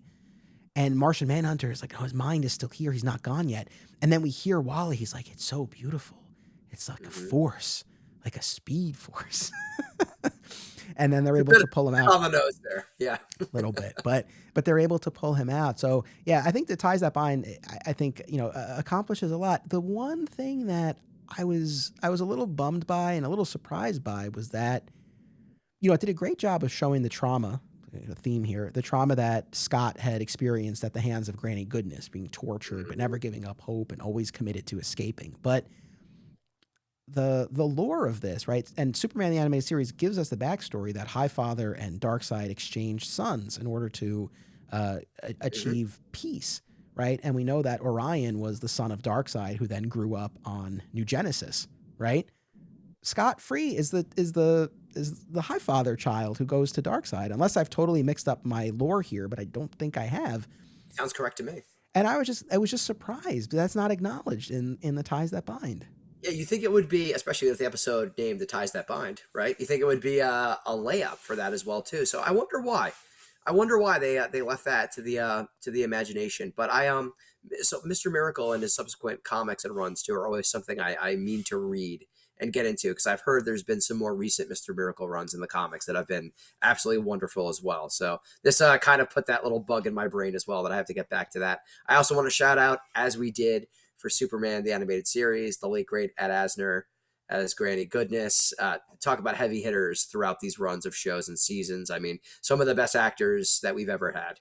So shout out again to Ed Asner, who's always just wonderful in everything that he does. I agree totally. And, while we're on that note, the late great Kevin Conroy, every time I hear that Batman, it's just, it's so iconic. And he's our Batman. There's nothing I can say that really hasn't been said. Although, this might sound silly, but I was a big 24 fan, so many years of listening to Kiefer Sutherland yell as Jack Bauer, and there were a number of instances where Batman was like giving a command, like in the heat of a battle or something, like clear the bay doors, and I'm like, God damn it sounded just like Jack Bauer. So I enjoyed that. But that's amazing. That's a good comparison, actually. Yeah. That was the first time that had kind of struck me. But instances where Batman was yelling, that's where where that kind of came through. But let's talk a little bit about Lex here, because like we said, I think Lex has like an insane arc over the course of all of these episodes, over these two series, because you get basically every version of Lex that has existed. Yes. So regardless of what your preferred flavor of Luthor is, you get the businessman, the mad scientist, the presidential candidate. Yep. You even get in the final scenes of the entire series, you even get Lex the hero. Yeah. How about that? Didn't see that coming, huh? You get him in his power suit. You get him in his green and purple. I always want to call it a jumpsuit. It's not a jumpsuit, but I don't know what you call action suit. I'll call it an action suit for lack of a better term. Yeah, it's not quite a mech. It's not quite action suit is probably good. It's also not to Action Comics. I like that. So we'll call it an action suit. That sounds good. But at the beginning of Injustice for All, but then he does get the green war suit. So he gets that too. So you get to see all of these incarnations of Lex, including one that I think maybe not unique to the show, but I really liked what the show did, and I thought it sort of gave us a new avenue for Lex, or a new level here of aspiring God. Because there comes a point where where else is there for him to go? And so we kind of have this whole other component. So there's specific episodes we'll talk about, but just generally, or I'll even put it this way: out of all these different versions of Lex that we got, what's your favorite? Did you have a favorite that we saw here? Yes. So my favorite is, instinctually, I want to say Hero Lex, because I'm a sucker for when an irredeemable villain does something to redeem themselves, even in the slightest. as his villain subordinates would. I say subordinates because that's how he would refer to them. His villain subordinates would say, "It's our world too." So nobody's gonna. He has to step up and save the world because then who else is gonna worship him when he takes over, especially when he becomes a god. So I kind of like that. I love in the start of our episode's reading that it starts with him that he's dying. I love that. I love that it starts with him on the back foot. Perfect, perfect, perfect. That is the kryptonite poisoning because he hates Superman so much and he's had it. It's beautiful storytelling. It's wonderful. You get him at his weakest in some ways, but also at his most dangerous, which is also a nice comparison to the state that Clark is in because he's also mentally and emotionally, I think, at his weakest and his most dangerous. So you've taken both of these characters and you've taken things away and made them so much more deadly. And it really just raises the stakes on, of course, them being always intrinsically linked. It really raises the stakes for both of them, which I think is just absolutely amazing. And of course, that's the impetus for, the Injustice Gang and everything that kind of follows from there too is a real kickoff. For sure. And, his whole, blood poisoning from the kryptonite, it, comes right from the comics. And so I thought it Yeah. was a great call. I think this supports our theory about sort of the shift in Superman, because I feel like in these Justice League season 1 episodes and Justice for All, Superman is what struck me was how soft and kind he was towards Lex, especially when Lex was getting his diagnosis. And he was just like, Lex, like, basically, is there anything I can do for you? Something to that effect. And I'm just like, Haven't you done enough? And he throws the papers at him, right? yeah. And I don't know that season 2 Superman would have necessarily Mhm. said that, to be honest. I don't know necessarily, but it was a great call to the comics, and I agree. I mean, it's such a swift fall for Lex just in the opening minutes of that episode, because we Mhm. start on him seemingly about to kill Superman in the LexCorp offices, right? Superman's down on the ground, Lex has the kryptonite, but then the big twist, we find out that it's actually not Superman, it's Martian Manhunter. And like, Lex is finally, I mean, this is, for all the Lex-centric episodes we talked about over the course of Superman the Animated Series, this is where it all falls apart for him, and this Yep. this public facade of the benevolent businessman falls away. Hmm. Um, I don't want to nitpick, but I guess I'm glad we went down this road on Justice League. There's a little part of me that just sort of feels like, I don't know, it like Superman couldn't accomplish this over over the course of his entire series, and then it's like, okay, in a couple of minutes here, it all falls into place. But at the same time, he has resources and allies and teammates now in a way that he didn't before. It's just, look, I'll say this too, because versions of this are probably going to come up as we talk about, especially when we talk about Hereafter and Doomsday Sanction. I think this is going to come up in a few Hmm. places. So let me just say this now. This is not a criticism of the show. These are Justice League shows. I get that. Look, Yep. as much as I love Zack Snyder's Justice League, I wish there were more Superman. I wish there were a whole sequence where we got to see Superman talking to Jonathan and Jor-El in the afterlife before he got pulled back to the land of the living. You Yeah, know, absolutely. I always want more Superman. So I think if there's one main complaint I have about some of these episodes, it's that I wish they had been even more Superman centric. But I understand why they're not. I get it. But this was one instance where I was like, oh, I would have liked a little bit more here. And it's so easy for us to, in hindsight, play Monday morning quarterback here, right, and say what we wish. But it's such an integral story with the two of them. I wish that could have had a satisfying conclusion in the original Superman animated series run. Where it would have paid off, where it was his supporting cast from that original show to tie a bow on it.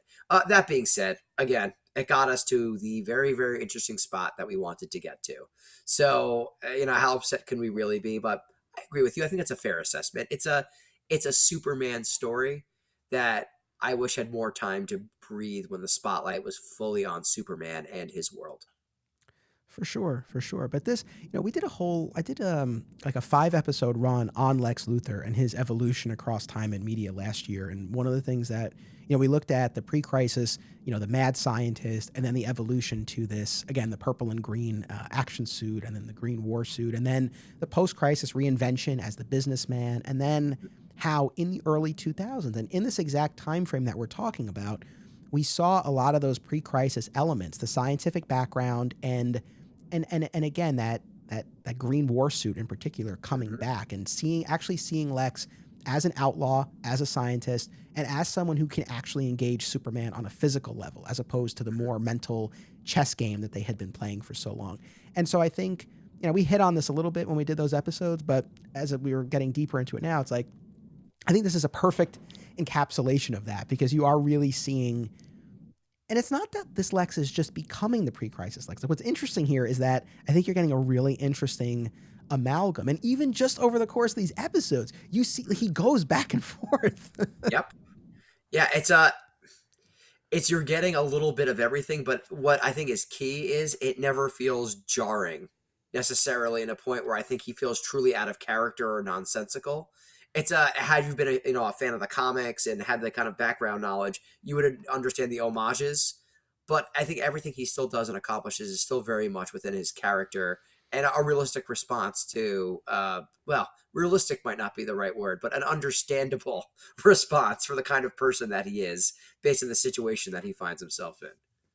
And I think, well said, and I think everything kind of flows organically, because he ends up in that green war suit because Ultra Humanite, one of the members of the Injustice Gang, creates it to slow the spread of that radiation poisoning, right? So it's not Love just it. that, oh, then he can fight Superman, but it's also to help I keep him love that. alive.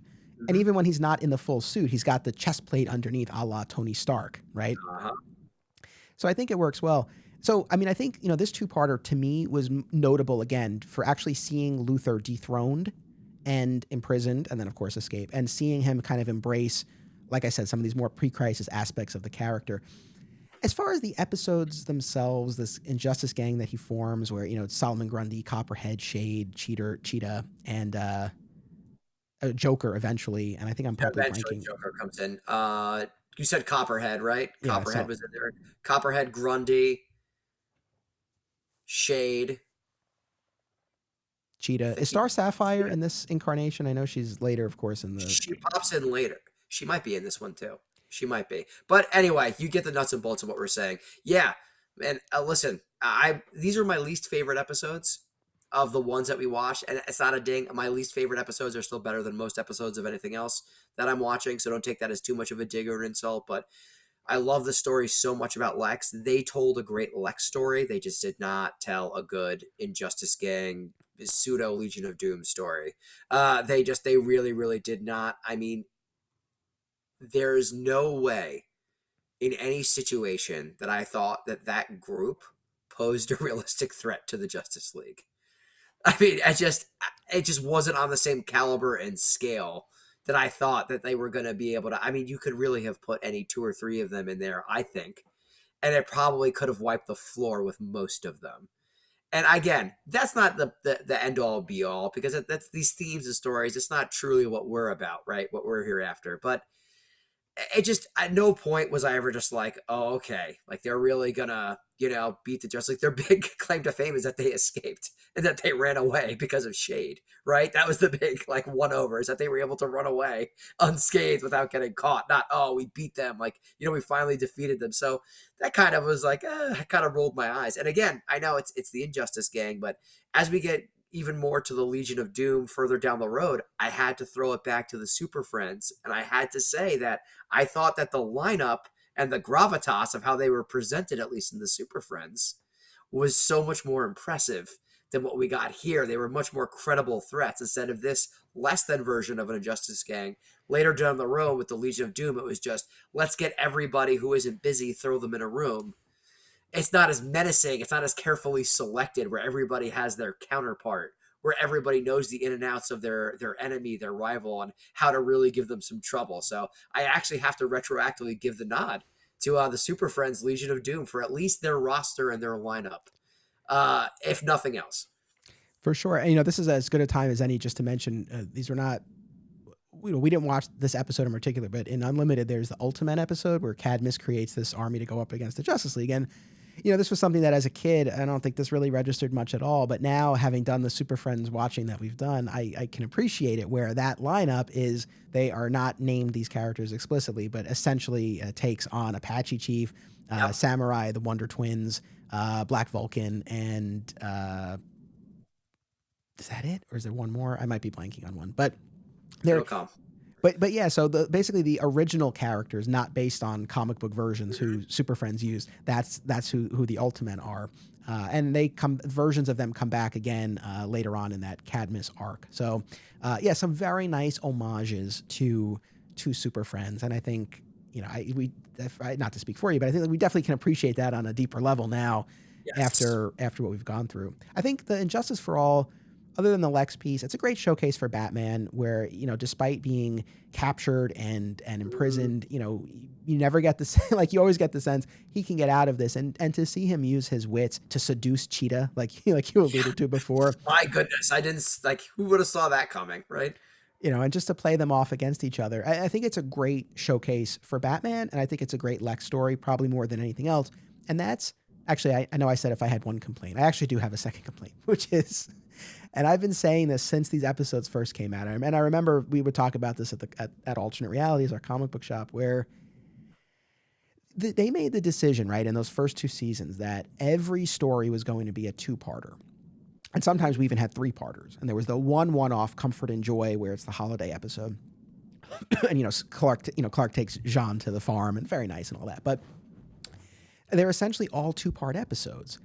And even then, I always felt like we didn't necessarily need two episodes. And I think that the Yeah. pacing on a lot of these is slower than it needed to be. And we had, just as an example, and people may very well disagree, and that's totally fine. Even going back to Twilight, we have this whole B story where, Wonder Woman and Batman are on New Genesis and they're trying to convince Highfather to help. And I mean, I love the New God stuff, so I didn't necessarily mind being on New Genesis, but at the same time, it Right. just like slows everything down.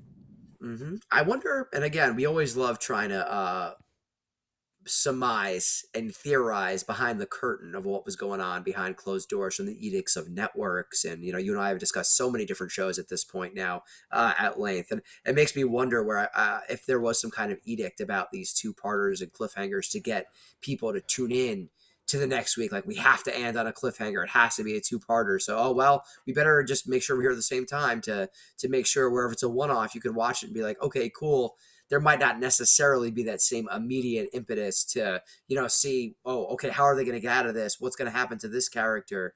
I wonder if that was part of it, if it was one of those things they were told where you have to make two-parters, because it is, I think, maybe one of the only storytelling fumbles and, nitpick you can give them, because I don't disagree. I don't disagree. I think some of these plots, I'm not going to say didn't need to exist, but could have been severely condensed, and just thematically, even if we enjoyed them, didn't seem as integral to the storytelling process as so much of it is when it's really firing on all cylinders. Yeah, that's the thing. And I think what sort of supports our theory is when you get to those unlimited episodes and the stories are so involved and it's a serialized arc across multiple episodes and they have such a larger roster that they're dealing with. Yes. And yes, typically, of course, each episode is focusing on a smaller group, but there are so many characters coming in and out. And those episodes just move and they're tight and they're fast paced and they're so compelling. And so I think you see how that can work, and whether it was a network edict or whether and I'm sure this has been addressed, and I just don't have it offhand, but Sure. or alternatively, I mean, it might have been that the creators were like, "Hey, we've got these 7 characters, like we need time to tell these stories." So regardless of where it's coming from, I can get the instinct to want to make these two-parters, but watching them, another example, that War World two-parter that I mentioned, where uh, Martian Manhunter and Superman end up trapped on War World, and Superman is forced into the Gladiator ring. We get this whole again B story where Jon Stewart and Shiera are trying to track them down, and it's fine, but I think this probably could have been a really tight 20 minutes, and Hmm. it would have worked better. The only other thing I'll say, or actually two things real quick, I think what benefit of the War World thing is that it introduces Mongol, and so when we get to For the Man Who Has Everything, the backstory is there. Otherwise, though, this again is the gentler version of Superman in season 1. I would have been interested to see the season 2 or unlimited version of Superman in this. Yep. It's That could it's have gotten ugly. it's also that not to knock the show, but I'm very fond of that Superman exile story from the comics in the late '80s, early '90s, and I'm also very fond of the very recent War World saga in the comics, in Action Comics from Philip Kennedy Johnson. And both of those, really dealt with the Superman who was depleted in his powers for various reasons, right? And so he was really challenged on a physical level, and then also kind of this spiritual level of trying to keep his spirits up and inspire rebellion in the people. And I feel like what we got here was just a very kind of, I don't know, a far more superficial version of what could have been a really strong story, and we've gotten really strong versions of that. And again, I just think as a two-parter, there wasn't enough there. Well, we see those themes done perfectly in Hereafter, right? Yes, A which lot of that's those a themes we perfect. just talked about. Yeah, right. Which is a perfect segue into that, which ended up being my favorite of the entire bunch in this rewatch, which I was blown away by Hereafter. I remember liking it, but I didn't really recall or remember having the reverence that I did after watching this again. I'm curious to hear your thoughts as well. I think the biggest compliment I can pay is that, look, anytime we get anything even close to an adaptation of the Death of Superman, I'm going to be really dialed into that, and I guess have certain expectations. And so I went in, I remember the main beats of this, but I'd forgotten a lot of the specifics. I went in somewhat skeptical, and it so won me over, especially when we got to part 2 and we got to see Superman in the future with Vandal Savage. Incredible. And so kind of after watching the two of them, I look at this and I say, was it the direct adaptation of Death of Superman that maybe I would have wanted to see? Especially, I've always said this, I said it a million times on the show, but I feel like the DC animated universe, the Tim Diniverse, like that was the best vehicle to tell a true adaptation of that story, because there's so much that's already set up and you have the time and the space to do it. Every other version that we've gotten, these direct-to-DVD animated movies and things like that, there's just so much that you kind of have to short circuit to get where you need to get, whereas here, so much was already built in. I will forever maintain that. However, I look at this two-parter and I'm like, what a beautiful distillation of really the key themes, right? More than anything else, those key themes and feelings and emotions that the Death of Superman can evoke. And so I think you get all of that there. And so it's a different spin on it. It's their take on it. And I think in the context of this and the story they wanted to tell, it worked really nicely. I think Hereafter belongs up there with the greatest Superman stories ever told. And that's a bold statement, but I encourage anybody to go back and at least watch this two-parter, even if it is structurally and undeniably different than the Death of Superman we all know and has meant so much to so many of us. They have told such an incredible story here with such a short amount of time, again, with this universe and all these pieces in place. That is phenomenal. Some fun notes that I had. I laughed and chuckled when watching this because it was our old pal, Toyman, who sends him. And I remember recording one of our mixtapes and being like, well, I think we just did one of the only podcasts, Toyman-centric podcasts we'll ever have. And lo and behold, all that time spent on Toyman, to me, this was kind of the payoff, because he is the one that removes Superman. And what a twist. I mean, kills, but does remove Superman, certainly. So I thought that was amazing, considering what a lens we focused on with Superman's rogues with Toyman, and we spent a considerable amount of time, discussing him as well and his role in the series. So that was kind of a fun payoff for people who watched before. They were like, "Oh, okay, we saw him in Superman the animated series. He's a creepy stalker. He's not really a match for Superman." But it ends up being him who in the public eye kills him and removes him and from everything. I thought that was fantastic storytelling and the biggest feather maybe in Toyman's cap as a character ever in any medium, right? I know it's also funny too, because I think one of the things that a question I had posed was when we were doing those Toyman episodes, it's like, is it a robot? Is it a mask that he's wearing? Right. And I guess we get an answer, because after Superman is seemingly killed, Wonder Woman is about to put her fist through his head and Wally stops her. So I think but we never see him without his mask.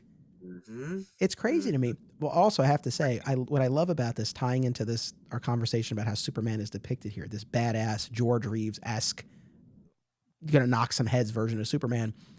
In that episode, Wally's like, no, like, don't like, Superman wouldn't do that. And then meanwhile, in the next episode, when we see Superman with Vandal Savage, and Vandal Savage explains that he's the reason why everyone on Earth is dead. And Superman grabs that rock and he's like, I should bash your head in. It's Slams it on the ground right next to his head too. So for a split second, you're like, did he do it? Did I just witness a murder in this show? but it was It's just it's crazy. that was so funny to me. But I, as someone who has thought and talked a lot about Death of Superman, I guess what strikes me about this, and I can appreciate a different take because the Superman creators of the Triangle era who told the Death of Superman, it was very purposeful that Superman didn't die at the hands of his ordinary rogues gallery. It wasn't like the Superman Revenge Squad, which we get here, or Lex Luthor or someone else got one over on him. It was this force of nature, this beast just showed up and they fought to the death. And there's a power in that. There's a mystery in that. There's, I think, a very sort of mythic aspect to it. Yeah. This show gives us the other side of that. And I can appreciate that. This show said, it's Toyman. Yeah. Toyman, kind of the same thing, right? We get, again, they don't call themselves the Revenge Squad, but essentially what it is, the knives go into the S on the table. But, we have Metallo, Toyman. Love seeing Metallo again. Toyman, Metallo, Calabac. I don't buy that Calabac would really throw in with this group, but okay. Why would he be there? Yeah, anyway, yeah. Livewire. And who's the fifth? Why am I blanking? Metallo, Livewire, Calabac, Toyman, Weather Wizard. Weather Wizard, thank you. Weather Wizard, yep. Which, of course, is a great callback to the episode that introduced Flash on Superman the Animated Series, so that was cool. Now, and I attribute this to scheduling / budget, and I understand it's not a knock, but, to have Metallo there, but not voiced by Malcolm McDowell, to have Livewire there and not voiced by Lori Petty. Look, I'm on record. I don't really like Livewire. I find her grating more than anything else, but like Livewire without that Lori Petty voice, it's just like, what? I don't know. It didn't feel like Livewire. So that kind of was a little weak. Ian McDowell too is, we already discussed at length on our mixtapes too what a fan I am, right? Only behind perhaps Brainiac is among my favorite villains in this run in the show. Don't have them at all. There are plenty of characters you can choose and use, right? Especially for something that I would argue is pretty inconsequential to what happens. You need to get them there. Toyman needs to shoot the beam. They're gone. Then the story is about the loss of Superman, right? So really, you could have had any semi-substantial rogues or villains in there. Just choose somebody else that's not the original voice actors, because you never want a presentation to be less than, right? Especially and that's no knock on the replacement actors or actresses at all, but it's an impossible position to be in. It is. It's tough. And I think it's also tough, too, when you have such recognizable voices, right? And Malcolm McDowell and Lori Petty, these very well-known people and very iconic voices. But, it is what it is. I cannot stress how much I love that beat after the beam hits Superman and he's seemingly vaporized. And you have I love that they let this play out for as long as they did. And you just see everyone's stunned silence as they're reacting to this. And it felt so real, where it, even for the villains, right, who are trying to do this, it's like deep down, they don't really think it's going to work. I was just going to say, the fact that you don't even get something from Toyman right away, where he's just kind of like, are you kidding me? I just did this. Like, there's no way. Like, you never expect it to actually work. Like, of course, it's Superman. He's always going to be fine. He's always going to pull through. Yeah, boy. And I give them so much credit, because don't forget, we're running up against 20 to 22 minute without commercial run times, and to dedicate a solid bunch of seconds in real estate to silence is such a bold move and such an effective one, right? Because it really plays that gravitas and, quite frankly, horror, right? That abject horror of that situation. Absolutely. And then, that takes us to, what we've always said is, I think, the strongest point of the Death of Superman saga, which is Funeral for a Friend, where you see the reactions. Yeah. And again, do I wish we had more time with the Superman supporting cast? Of course, but I appreciated that they were represented. We see Ma and Pa and Kara and Lana. Of course, we see Lois and Perry and Jimmy. There were so many great cameos. I really need to go back and pause, because I'm sure there's there's so much that's kind of buried there. But even when they're out on the streets and sort of in that processional, we see a young black boy there who I believe was meant to be Keith from the Triangle era comics, who Yes. ultimately was Yep. adopted by Perry and Alice. Like, there's just so much of that. Again, I wish there was more time. I wish there had been some kind of acknowledgement of Clark. Is Clark Yep. presumed dead? You know, what's going on Yeah. there? They don't touch on that, but it was really, I thought, so powerful. Very well done. Very, very well done. And doing so much with what they have, right? Doing so much with what they have, where if it's one of those win-win situations when you're presenting a scene like that with that kind of detail, because if you aren't familiar with the comics and don't have a long standing history, you're not losing anything. You're still understanding everything.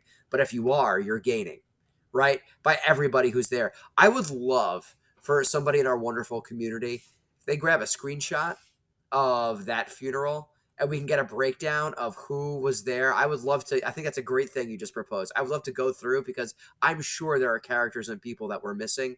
It just shows that love and attention to detail and continuity that they're known for. Yeah, no, absolutely, absolutely. And you know, Lex shows up. So at this point in the story, uh, what you know, we last talked about Lex in Injustice for All, and of course he's an outlaw. He's imprisoned. At the end of that, and there's the Tabula Rasa two-parter where he again manipulates Mazo, but again is ultimately apprehended there. Again, what was interesting about that was you get to see the Mercy's the one who has stepped up, and she's now running LexCorp. And at the end of it, she refuses to take his call when he's calling from prison, and so you kind of see, you get a little more insight into that dynamic. I know we're big fans of Mercy, so it's kind of cool to see her in that context. Love Mercy. And then in A Better World, he gets a pardon because he helps Superman and the Justice League defeat the Justice Lords in exchange for his freedom. So that's why when we pick up with him here in Hereafter, and he's walking in his business suit to the funeral, he's a free man, allegedly reformed. So this is kind of the next iteration in this mega Lex arc here. And a great scene between him and Lois, where she's crying and yelling and hits him, and then he hugs her. That felt too far, but yeah. But I agree. I agree. And he says something effective too, like, in my own way, I'll miss him too. Yeah. And in that, even though he's in that, like, kind of, oh, I'm reformed, wink, wink, nudge kind of mode, in that moment, I did believe that line. I did believe that to be a line of truth from him. It rings true of the character as well, too, because Lex, they have that, whether, depending on the continuity and whether it's, whether they go back to Smallville, as we all know and love, no matter what iteration, they're all intrinsically linked in a way that I think is so much more meaningful than that Batman and Joker, we're destined to do this forever. The relationship between the two of them is so important and is so crucial that it's easy to believe that despite everything, good, bad, indifferent, horrible, there would be a loss when one of them was gone to the other. I think that line really, really rang true. The hug might have been a bit much. I'll agree with you there, but at least that line of him just kind of saying it, my way, I'll miss him too. I thought rang really true. For sure, for sure. And of course, you see the League, really coming to terms with this. Batman, of course, in denial, but he's right in that Superman really is not dead. He's not always right, except for when he's right. He is. There's a great scene where he goes to the sort of the monument to Superman and is talking about how much he respected him. Yeah. And, it made me think about post Final Crisis in the DC universe when Batman had seemingly died at the hands of Darkseid. Of course, we know he was just bouncing through time. And Tim Drake, Red Robin at that point, was the only one. Yes. And again, chalk it up to denial, but he was right. And he was the only one who was like, Batman's still out there and I have to find him. And so, I kind of like that. He's a caveman, and then he's a pirate. Why won't anybody listen to me? Yeah. Okay, so settle down. It sounds crazy, but yeah. I know. So again, I think it hit on those great emotional beats here. And then we get the entrance of Lobo, who, of course, there was the great two-parter from Superman the Animated Series. He made another cameo in that Maxima episode. And, to see him here try to like fill in and fit in with the Justice League was, you know what? It was kind of cool too, I guess. And maybe their feeling was a little bit like, as adult as the show was, as we've talked about, at the same time, they probably wanted to undercut what a somber affair it was becoming, right? As everyone is mourning. So it's like you inject some Lobo into the mix and that just kind of, puts this rock and roll, flair on it. He's somebody who throughout the show, as we've talked about again in our mixtapes, has grown on me.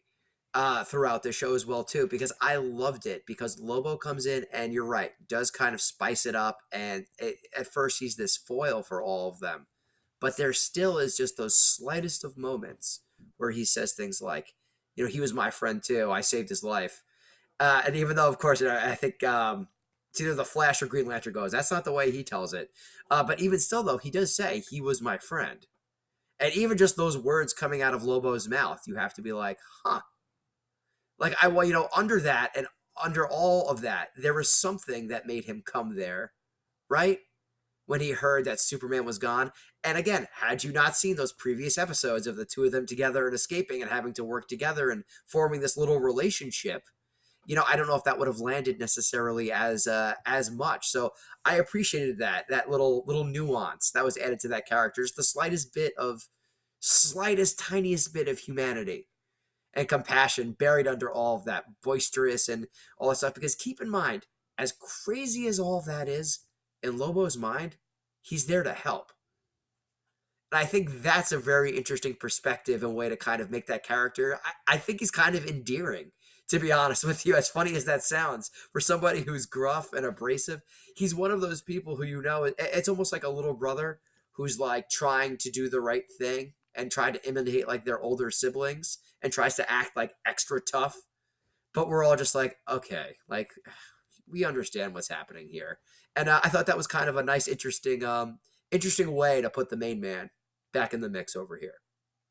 Yeah, I think he served an effective function here, and look, in fairness, they were down their heaviest hitter, so they needed some muscle, and they went up against Calabac.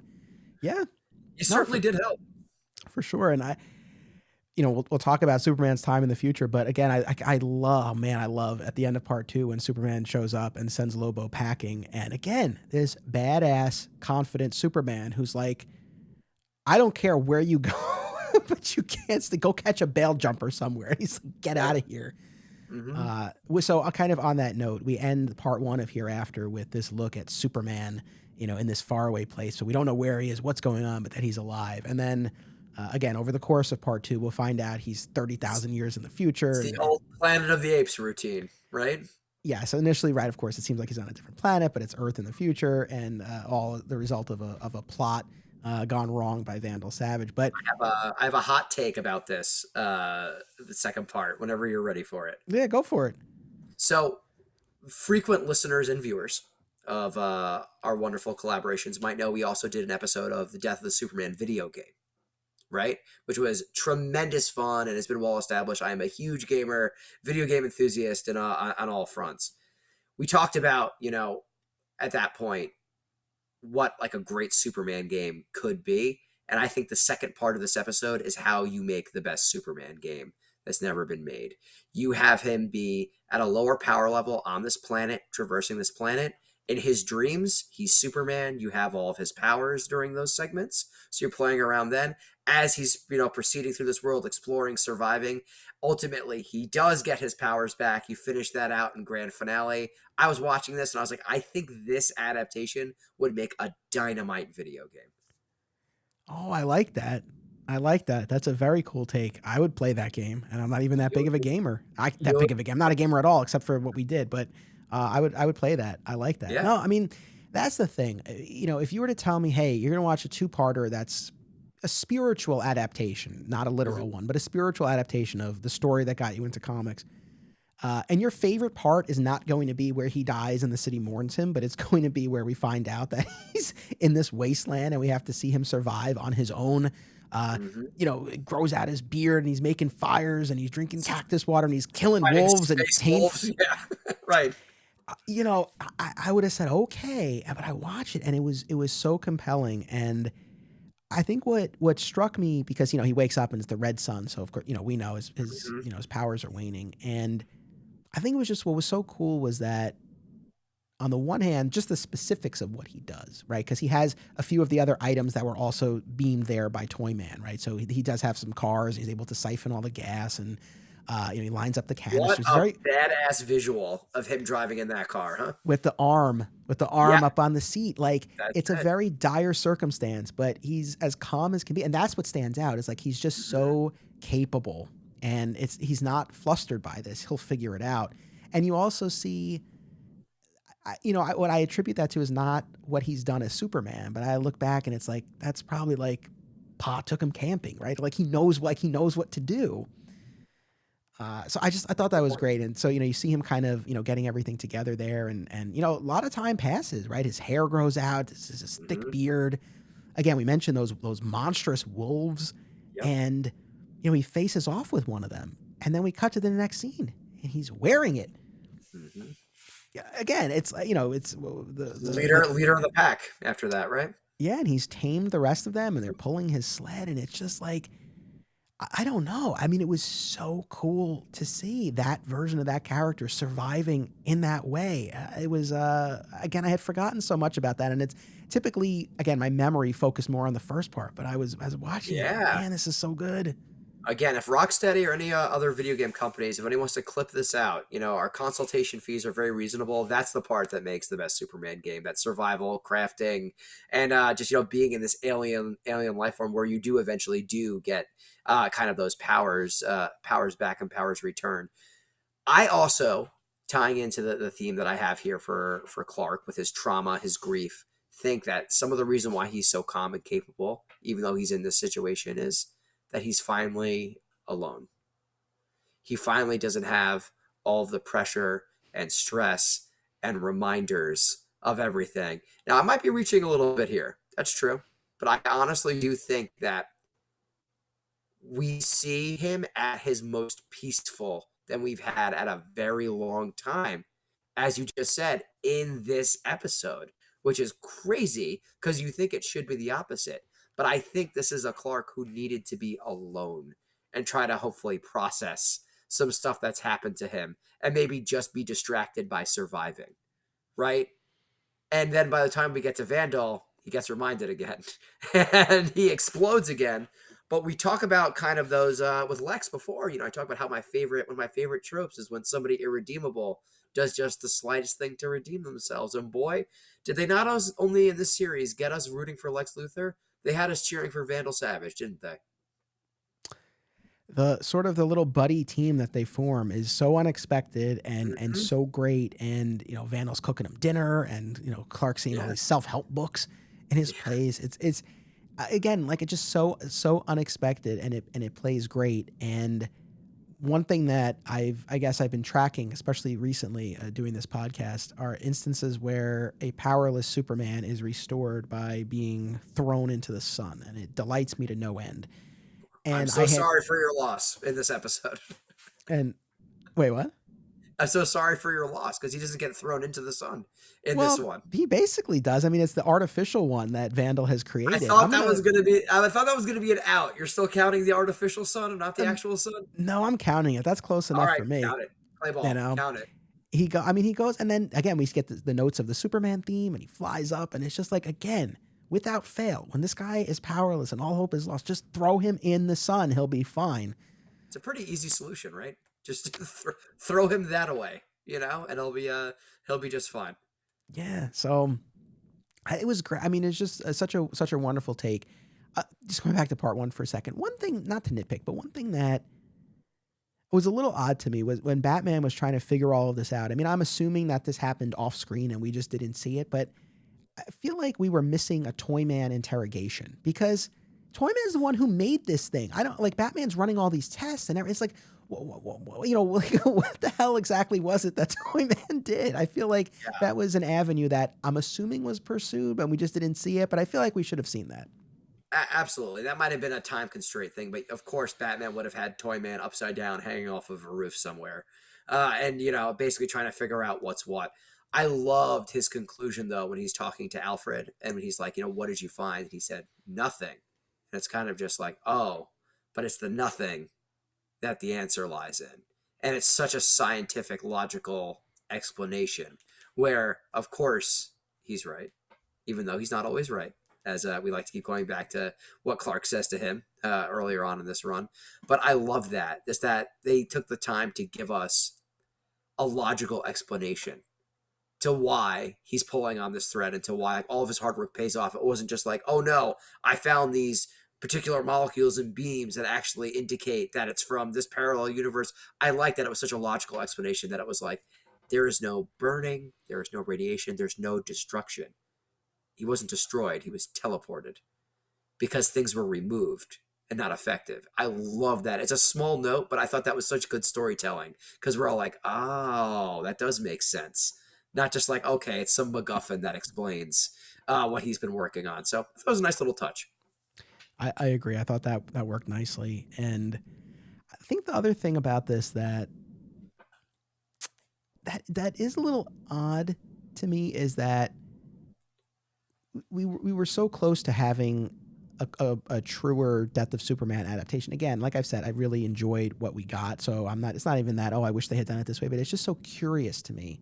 Like if they had stayed away from Doomsday entirely, I would have completely understood it. But in the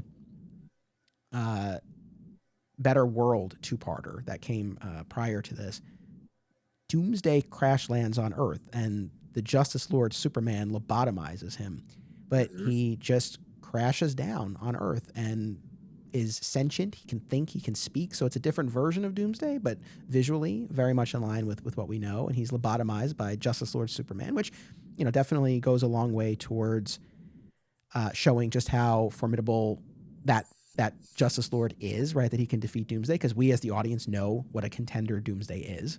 Yep.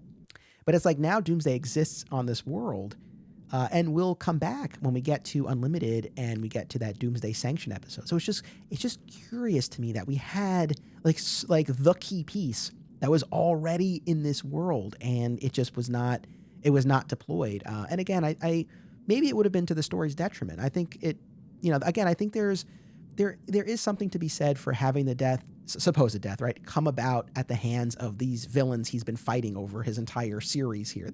There is something kind of fitting about that in this version. It's such a shock and a surprise, right? And I think the idea too is, and again, we're just, is speculating, of course, is the death of Superman being such an iconic story. If they didn't feel like they could do an adaptation that would do that justice with their resources, time constraints, time limitations, don't be less than, be different than. Right? So, who knows? Maybe they took a real hard look and said, you know what? I don't think we can do this justice, pun fully intended, with the resources and the time we have allotted. What's a good story where, as you wonderfully put, can keep those spiritual themes, but tell a story that fits with us, our constraints, and our universe that we have here? Yeah, exactly. So, I mean, it definitely works for what it is. And, kind of on this note of Doomsday, when we get to the Doomsday Sanction, this is now taking us deeper into the Cadmus mythology, and we have this amazing confrontation between Batman and Amanda Waller as she's getting out of the shower. Oh, how great is that beginning? It's so good. Did you watch The Shield on FX? Michael Chiklis, right? Yeah. When he's like the rogue cop and all that good stuff. Yeah. I can't recall. I recall the first season ish, but yes, I do remember watching some of it. But so CCH Pounder, who played Claudette Wims, one of the main characters on The Shield, she voices Amanda Waller here, and great. And so it's like when you get Kevin Conroy and her going off against each other, it's so terrific. Great. But in this episode, they we do get this, I mean, a really cool set piece of Superman battling Doomsday in the heart of this volcano that's erupting, and it's a great, again, as far as these brutal action sequences. It's really something. I do think, and I think Bruce Timm and company have said as much, I think, because when Superman the Animated Series started, it's only a few years after the death of Superman. I know the question came about, like they were asked, are you going to do Death of Superman? Are you going to do Doomsday? And obviously for the entirety of Superman the Animated Series, they avoided it entirely. And here we kind of just get a version of it. And this spin on Doomsday of being able to think and speak, I think it robs the character of the most effective quality, which is just that brutality, that force of nature, that mystery. And I think once you can have a conversation with Doomsday, as much as we do still get that vicious battle, there's something that's missing there. But I appreciated that we at least got that much. We got a true knockdown, drag out battle between Superman and Doomsday, complete with his torn I mean, he's shirtless by the time the fight is done, and he's all messed up. But of course, he's able to defeat Doomsday and throw him into the volcano as it's erupting. But he can't even get himself off the volcano. It's Diana who has to come in and give him that airlift out. It was great. I think you hit the nail on the head there exactly, because when you have a Doomsday that can speak, Superman's greatest, we keep talking about Clark's greatest attribute is, his hope, and the idea that if somebody can speak, maybe they can be reasoned with, and there's a better way, right? If you have a true force of horror, of violence, of catastrophe that can't even speak and communicate, you rob that possibility immediately. And I think the stakes are already higher in that situation. So again, that being said, love what we got. Love that we got to see a throwdown. Love that the scientist told Doomsday, no, it's not Superman. Like, don't worry about him. It's all of them that's are the real ones. I was sweating watching that, just being like, oh boy, this is really bad. Like, somebody's about to make a tremendous mistake letting Doomsday out. So I thought that scene too was pretty effective. Yeah, and I forget where I was going to go with that, but there was one other point on Doomsday that I wanted to mention. Oh, okay, I know, I got it back. We just passed the 2-hour mark. Forgive me here. I've learned a long time ago to not look at the clock when you and I are going at it. So just keep going. This was it. As much as I don't love this notion of Doomsday thinking and speaking the way he does, I did think it was kind of again, in the context of this show and this Cadmus arc, I thought it was a cool twist that he was created on Earth by these Cadmus scientists and was conditioned to hate and want to kill Superman, but couldn't be controlled, so they shot him into space. Now, I do think this is a little bit of a retcon, because when you go back and you look at A Better World, he crashes on Earth really in this meteor, essentially. And in the flashbacks and Doomsday Sanction, I think they fudge it a little bit. It's like as the rocket is burning up upon reentry, it like morphs into this rock, and it's like, all right, I think we're stretching a little bit, but it's fine. Science, just science. That's it, But I think it's again, if we're not going to get the more traditional take on Doomsday, I think this, within the bounds of the story that they're telling, I thought that was cool. I did think that was a neat little twist that he was born on Earth. Again, if you can't be better than, be different than. And I think they did a good way of tying that into Cadmus in a way that made sense to the story that they were telling. Again, the sort of what comes after this, we've already talked about the Clash. That 4-episode swing that I watched on my own here, where we really get deep into Cadmus, maybe at some point there will be a podcast opportunity to delve into that more fully. I'll just say quickly, in the, I think it's the Flashpoint episode, Captain Atom, whose loyalties are torn between the Justice League and the military, intervenes and tries to stop Superman and Huntress from taking the Question from this facility. And we get another great battle between Superman and Captain Atom. And it's again, it's another one of these very brutal fights, but it's kind of tough to watch at a certain point, because Superman has clearly won, but Captain Atom will not stand down. And so Superman just has to keep beating on this guy who's clearly lost. And it's tough to watch. And again, it's a great theme for Superman throughout this, right? We've seen this happen a few times now. Yeah, exactly. There's also, you'll appreciate this, and maybe you remember this, I don't know, but there's a really funny thing where prior to that, Huntress was able to get Superman's attention by kidnapping Jimmy Olsen and tying him up on a rooftop, and she uses the signal watch. And so Superman shows up and he realizes what's going on. And it's like, he looks at Jimmy, he's like, I'll give us a minute. This poor kid is tied to a chair and we have tape over his mouth. It's like, you can't untie him first. Yeah. He's supposed to be your best pal, man. Do him a solid here. Free him. But yeah it's wild. And then what this builds to, and again, if there's one maybe weak point to this Cadmus arc, I think it plays with so many fascinating, complicated, complex ideas. And then ultimately it comes down to this Lex Brainiac amalgam that they have to fight. And I feel like maybe that sort of reduces it a little bit, but essentially what we find out is that, Lex does have these grander aspirations. When he's beating the Question mercilessly, he talks, he's like, do you know how much power I'd have to give up to be president? Like, this is just to annoy Superman. I spent $75 million on a campaign just to tick him off. So he has these grander ambitions for godhood, and he's creating a new Amazo body for himself so that he can live forever. He can see everything. It's really, again, I think that's like opening up this other avenue to Lex. But then we find out it's a Brainiac's inside him. Brainiac has been inside him since that Ghost in the Machine episode from Superman the Animated Series. Which, again, like, what do you think if you haven't seen those episodes and shows at this point? Like, I understand they explain everything, right, to a degree, but it's such long form storytelling that everything really is required viewing, I think, to get the full experience of all these themes they're telling from, even from back in the Batman the Animated Series. That'd be something that'd be interesting to look at, to see how even those themes, I'm sure, where this all really started, carry on all the way through as well. But yeah, I mean, I love Brainiac and I love Lex, but the whole like Brainiac's like still inside me, and it wasn't bad.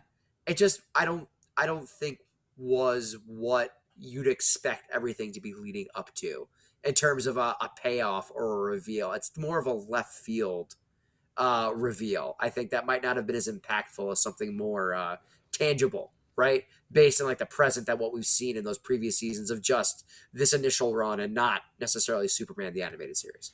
Agreed. The thing that rubbed me the wrong way was that there's this whole bit that Brainiac has been subtly influencing Lex along the way.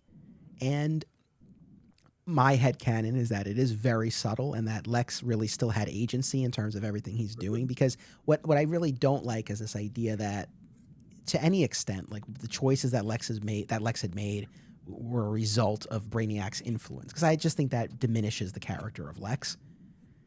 So yeah, this whole notion is not necessarily my favorite, but that's sort of the payoff. And then, that launches Lex into his quest in the final season where he needs Brainiac, I won't say inside of him again, but basically, where we're gonna get demonetized if we keep this up on YouTube, if we keep saying that. But please, we're talking about like mind control, and which, by the way, I'll interject just real quick. I agree with everything we've said. Obviously, and I stand by everything I said about brainwash. Instead of saying inside of, I'm going to say brainwashing or influencing Lex. However, talking about how Lex and Clark are always one in the same and intertwined and connected in their own way. Same thing happened to Clark, right? And now it's Lex who's been taken over, violated, and has to deal with, at some level, the trauma of somebody taking over his life and making actions that are on their own. Thematically, at least, even though it is too out of left field, thematically, it is amazing to me that we see the same thing, to various degrees, of course, happen to both of them through the run of the show, which I thought was pretty interesting. No, that's a great parallel to draw for sure. I like that. And again, though, what I don't love in the final season where Lex is like almost crazed about, trying to get Brainiac back and he's hearing the voice. I don't know. That's not my favorite version of Lex, but it is what it is. What did that accomplish? Right? What did that really accomplish for Lex or for the story? Right? We could have had him just, wanting to ascend to godhood and getting desperate and more desperate as things weren't working. So yeah, I agree. I like the parallel and the thematics, but again, had I not really done the mixtapes and had this analytical viewpoint, I would have never drawn those parallels before. So I'm guessing 90% of the people who are watching were just kind of like, oh, that's weird. There's a ghost robot Brainiac inside of Lex. I mean, influencing Lex, not inside of. We're getting away from that. There's a lot. Again, this Cadmus arc, as much as it culminated in those 4 episodes, there were a lot of seeds and threads that were running throughout, a lot of Justice League Unlimited, and just all these instances of Cadmus trying to undermine the public's trust in the Justice League. So there's more to unpack there. I know we're not hitting everything, folks, but those are some of the big pieces. I will say, though, at the end of Divided We Fall, it's one of the only instances, I think, in these shows where you actually see Clark, where Lois is filing her story and he's there in the Daily Planet. I mean, again, we see that Superman and Lois have furthered their relationship, but seemingly she still doesn't know that he's Clark. That aspect I do not like. That does not line up with how I would see the characters. No, it doesn't track for me either. But again, it is what it is. It's certainly not without precedent and various interpretations. But anyway, as far as, again, just sort of tracking where we are in terms of our supporting cast and everyone that we've spent time with on Superman the Animated Series. So as we head into the final season of Justice League Unlimited, it's really our Legion of Doom season, and Lex is on this quest to find Brainiac again. And one episode that I did not assign us to watch, I know it's a favorite of ours, and I'm sure it's a favorite of a lot of people's, but the Great Brain Robbery where Lex and Flash switch bodies. I think I didn't include it mostly because I think it's fun, less from a character standpoint per se, but more from a performance standpoint. Like it's amazing to have those two guys. Yeah. They're really flexing their talent in that episode for sure. Yeah. So definitely a fun one to revisit. I don't mean to like be barreling through these, but I want to, again, I don't want to this episode to get even longer per se. And I want to make sure we get to Destroyer, that finale. But with Far From Home, did you find Kara's decision to go to the future a fitting end to the story that we saw start on Superman? No. But I still liked it. I know I sound like I'm contradicting myself here. I do very much like the setup. I thought the whole thing was actually decently clever enough by saying, the history books say she never returns for this mission. It's because she stays with the Legion. I know you were always super excited to see the Legion, them being your favorite DC team, and you love when they're in Smallville at all times, of course. Longtime listeners will know exactly what I'm doing here. But I did love Green Arrow. Again, I said to you off air, I think there are two characters, DC comic characters, that benefited the most, I think, overall from Justice League Unlimited, I should say. It is The Question and Green Arrow, who get to put in star performances for people who might not have known them otherwise, right? They certainly encouraged me to go back and read both of their copious comic books. So they did their mission there. If you're not familiar with The Question and Green Arrow, go read some comic books on them. Plenty of great stories to be had. That being said, I like the episode. I did. It's one of those things where we talk about, is this an essential viewing episode? No. But I loved it. I did very much enjoy it because I thought the performances that the voice actors and the actors, I should just say, put in were phenomenal. I thought there was such an interesting balance. The stakes were there. They reframed Brainiac, which is super interesting and super fun. Knowing how much I love Brainiac as well, this was I thought an interesting reframing, even towards the end of the episode where, and for those, again, I know we're trying to, keep things as distinct as possible here. For those of you who might not be familiar with the episode or might not remember, when they go to the future, most of the Legion has been brainwashed. The now heroic Brainiac, who is the black sheep of the family, as he says, because he uses his powers of intellect to be a hero, falls in love with Supergirl, and the two of them fall in love. And a great line at the end of the episode when she decides to stay in the future, of course, is when Superman says, "So about this boy, what's his name?" And the others just kind of look at each other like, uh-oh. Great line. Great ending, great line. It's a great episode. It showcases, I think, the ability of the writers to create an episode that might not be the highest of stakes in terms of the overarching plots, but tell a very, very good story. We get to see, of course, reframing it to Superman again, that regret that he has for not being there with her as much.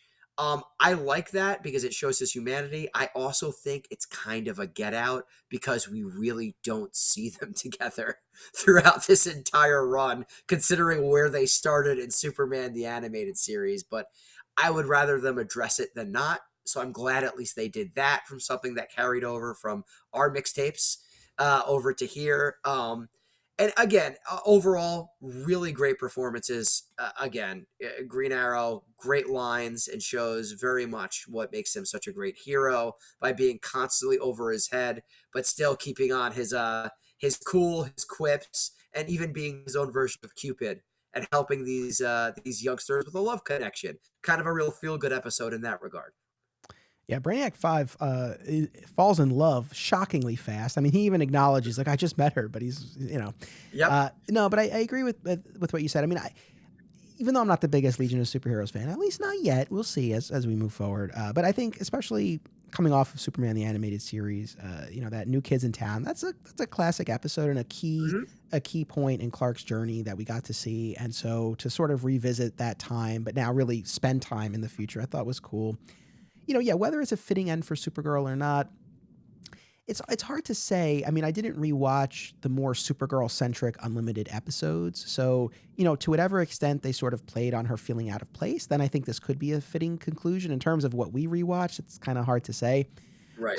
I certainly am very comfortable with this idea. Smallville at the end, they didn't know what to do with Kara, and they needed to get her off the board so that Clark could become Superman. So she just put on the Legion ring and went to the future. And then right around this time in the comics, post Infinite Crisis, like right around this time, Mark Waid and Barry Kitson, they had relaunched Legion of Superheroes, and then after Infinite Crisis, they did the whole 1 year later thing, and it became Supergirl and the Legion of Superheroes. So, Mhm. this whole idea, especially at this period of time, it was definitely kind of a thing. And so, again, I'm certainly not opposed to it. I will say one thing that made me laugh was at the beginning of the episode when Ollie and Clark are talking, and Oliver's like, she's so proud to be your cousin. Like, she even changed her costume to be like yours. And Clark's like, yeah, like I'm so proud of her, but don't tell her I said that. And it made me think of the Office episode where they're at the career fair at Pam's old school and they're trying to recruit this student, and Michael makes a very off-color remark like, "Oh, Pam will do you," and Pam like storms off, rightfully so. And then after she walks away, Michael says to the student, he's like, she's a wonderful worker and one of the best people I know, but I would never say that to her face. And Yep. Oscar's like, "Why wouldn't you say that to her face?" So good. And I always think of him having the one piece of paper on the table too at the career fair. It kills me every time. But yeah, that's a perfect comparison. It's like, yeah, Superman needs to work on his management skills a little bit, I think, certainly. And his interpersonal skills are not what they used to be after everything he's been through as well too, right? Which I think is another, again, tying into the lens and theme that I'm viewing all this in. I want to throw this in real quick too. It's not one of the episodes we watched. I'm going to be honest with you, I don't even remember which episode it's from exactly. I think it's one of the Unlimited episodes. It's one of the early ones. I think might be the very first one. But when the Justice League says that they're going to disband the Justice League, right? And it's Ollie, it's Green Arrow, who stands up and says, "So leave. We're still here." And just like with Batman, just like with Flash, maybe when Superman is still dealing with his trauma and doubting himself and having everything going on, those that he's inspired are keeping up that mantle. Because in that moment, boy, that sure is a stand up and cheer, heroic, almost Superman esque answer we get from the Emerald Archer there, right? That's a fantastic and tremendous scene as well. That's kind of directly between him and Superman. So I just wanted to throw that in there as well. Yeah, there's such great Ollie stuff in Unlimited. If we ever do like an Ollie-centric Justice League mixtape, there's a lot to unpack. We mentioned Supergirl. Just real quick, going back to Superman the animated series. We talked about how they introduced John Henry Irons as Steel, and Steel's a member of the Justice League in the Unlimited era. One of the episodes that I watched was The Return, when Amazo comes back and is seeking out Lex Luthor, and Steel and Supergirl are initially trying to get Lex to safety, so he gets some play there. And in some of those the Cadmus arc episodes, Steel gets some play as well. So always happy. Wish there was more John Henry Irons, but always happy when Yep, when agree. when we see him. And so that kind of brings us now, to our two-part finale, Alive and Destroyer. So Alive is really interesting because it's all from the perspective of the villains as they're in Hmm. that Legion of Doom headquarters, straight from Super Friends. Straight from the swamp, right? That's a nice shout out. And so they launch into space to go to the remains where Brainiac was destroyed all the way back in Twilight, right? And try to use Tala's magic, right, to revive Brainiac. And a lot of infighting, and Grodd makes his play for power. Lex is able to turn the tables on him, and again, a lot of back and forth here. But the big twist, spoiler, is that instead of reviving Brainiac as expected, as the smoke clears, it's Darkseid. And of course it's Oopsie. Darkseid. It Of has to be course it is. Darkseid. You cannot end the series without Darkseid. It's I love, I love the finale. This first part in getting there was not the best work, Agreed. right? A lot of film. I understand why it's necessary and why, and I give them credit for trying something different by utilizing the penultimate, the next to last episode of this series to be focused on just the villains. That is a huge risk and a huge choice to make, and I applaud them for doing something different like that because it is interesting. I don't know how compelling it necessarily is overall. I appreciate what they were going for and why they needed to do that to get us there. I again, like you were saying, how some things could have been maybe shortened or condensed. I would have liked to maybe even seen some of that shortened up and condensed. There's a lot of time dedicated to the infighting and each villain choosing which side they're going to be on. And I don't really care. I don't really care if I'm being perfectly honest with you. You know, most of you are not going to be that important anyway. I hate to say that because you have, and not just because of these characters that I know of that I think are going to be consequential, but because you haven't been presented as important to me, right? We know that if it's Lex, if it's Darkseid, if it's Brainiac, that it's going to be important.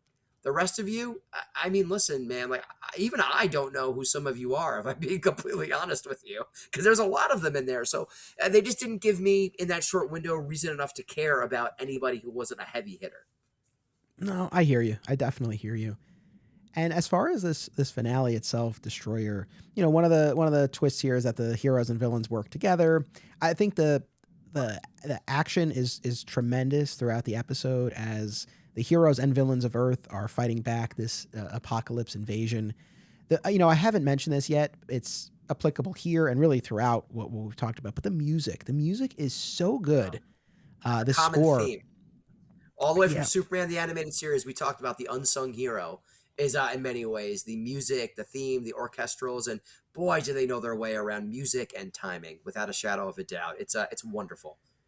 yeah. And when we get to our big climax here, there's a lot that really feels full circle, and that it's tying so much together and really bringing us home. I guess, again, especially from the perspective of Superman and Superman the animated series, the fact that the final showdown takes place in Metropolis, and that Yes. Daily Planet globe comes Oh, down and the building so gets demolished.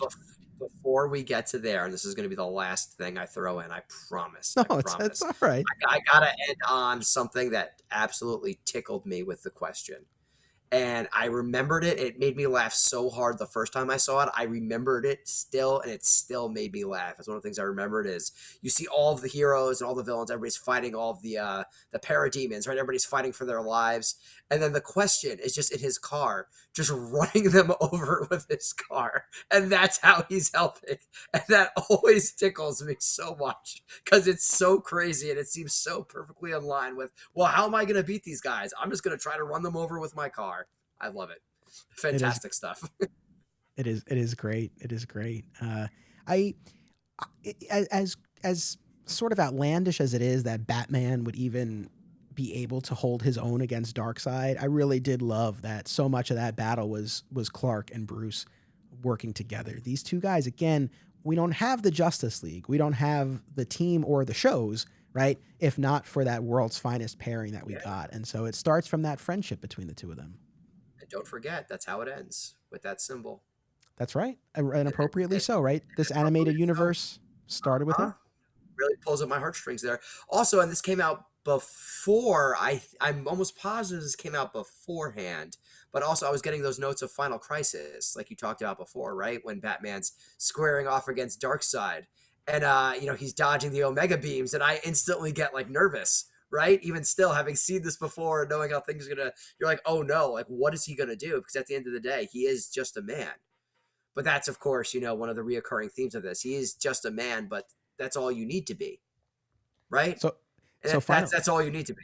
Go So ahead. I was just double checking. Final Crisis was 2008, so it did come after this, and you wonder Okay, so perhaps there you go. Yeah, if right. perhaps this was some inspiration, because obviously it ends differently for Batman in Final Crisis, It where certainly does that. That yeah, memorable holding the corpse, a throwback of its own to previous Crisis. But yeah, I'm glad you looked that up for me because I was like, I'm pretty sure Final Crisis happens after. But I was watching yeah, this and I was like, I'm definitely getting the same vibes without a yeah, doubt. yeah. So Final Crisis was after, but yeah, I mean he's able to evade the beams here through his agility. He also refuses a gun from Lex. He says it's not my Love it. style. Again, we would get a flip on that in Final Crisis where he makes quote a once in a lifetime exception when he uses that gun against Darkseid. Mhm. So definitely some parallels there. But this leads to, again, like I said, one of my all-time favorite Superman moments where he's talking initially about Bruce. He's like, that man won't give up while there's still breath left in his body. None of my friends will. Me, I have a different problem. I feel like I live in a world made of cardboard, always having to. I forget the rest of it, but the spirit of it is, always taking care not to hurt someone because someone could die. But he goes, but you can take it. What we have here is a rare instance where I can really cut loose and show you just how powerful I really am. And it's thrilling, and it's, you know, part of me is like, hey, there are probably other instances where you you could have let loose. Yeah, you really saved it all for this, huh? I mean, but it's a top Superman moment in any medium. I'll stand by that. In any medium, comic, live action, animated, no qualifiers needed. It's one of the best Superman moments. I truly believe that. It's cathartic for all of us, not just for Clark as we're watching that, right? Because he has been holding back, not just with his powers, but you got to imagine that he's also internally been quite messed up from the trauma that Darkseid has done. So this is, how else could this have ended? But as you said before, even with the double switch, of course it's Darkseid. It has to be Darkseid. Yeah, I mean that's the thing. I think it feels, you know, there's it's, you know, not predictable but inevitable, right? That it would have to be the two of them. And I think you're right that, you know, look, I appreciate the deep psychological treatment, you know, you've given him, and I think there probably is something to letting it all out, not just physically but emotionally. And you know, it's just so thrilling to see that power that he's always had to keep in check. And it's like, now again, this is the series finale, and this helps make it feel like it. It's like, oh, there's one card he hasn't played, and now he's going to, because this is the end. And it's so good. There's the part of me that wants that to be sufficient to defeat Darkseid, but Darkseid, you know, he plays dirty, right? And he uses this agony matrix on Superman. That's Brutal. Sort of plugging into all of his pain receptors, and it's a dirty trick, but it has Superman on the ropes. And then who emerges but Lex Luthor, who's gone on this journey with Metron of the New Gods, who's taken him to the Source Wall. And Lex, without missing a beat, he's warned that only a 12th level intellect or higher can even process what's beyond I the wall. love that you're bringing this up because I was going to if you weren't. Go ahead. And his response? No, you do it. Good. I'll be overqualified. Dynamite stuff. So, you know, he goes through the Source Wall, and we just get just the barest glimpse of what he's seeing. It's just lights and colors. And, you know, like I said, I watched those Amazo episodes, and I think that actually gives, and of course we talked about sort of this whole Brainiac piece with him and this quest for godhood, but there is sort of this whole kind of recurring theme with Lex, because in one of the Amazo episodes, The Return, throughout the episode, Amazo is searching for Lex, and everyone, including us, we think it's for revenge because Lex manipulated him previously, this android. But instead, Amazo, it's this very fascinating conversation that occurs between Lex and Adam and Amazo, where Amazo's like, you have all of this power, all of this wealth, you have everything that anyone on your planet could hope to achieve, more than that, yet you still crave more. Like, why? What is your purpose? And Lex kind of turns it around on him, and he's like, you know, the real question that you want to know is, what is your purpose? And he goes, you have, you know, you're immortal. You can see the end of everything. You can see the culmination of the evolutionary process. And he goes, we make our own purpose in this life.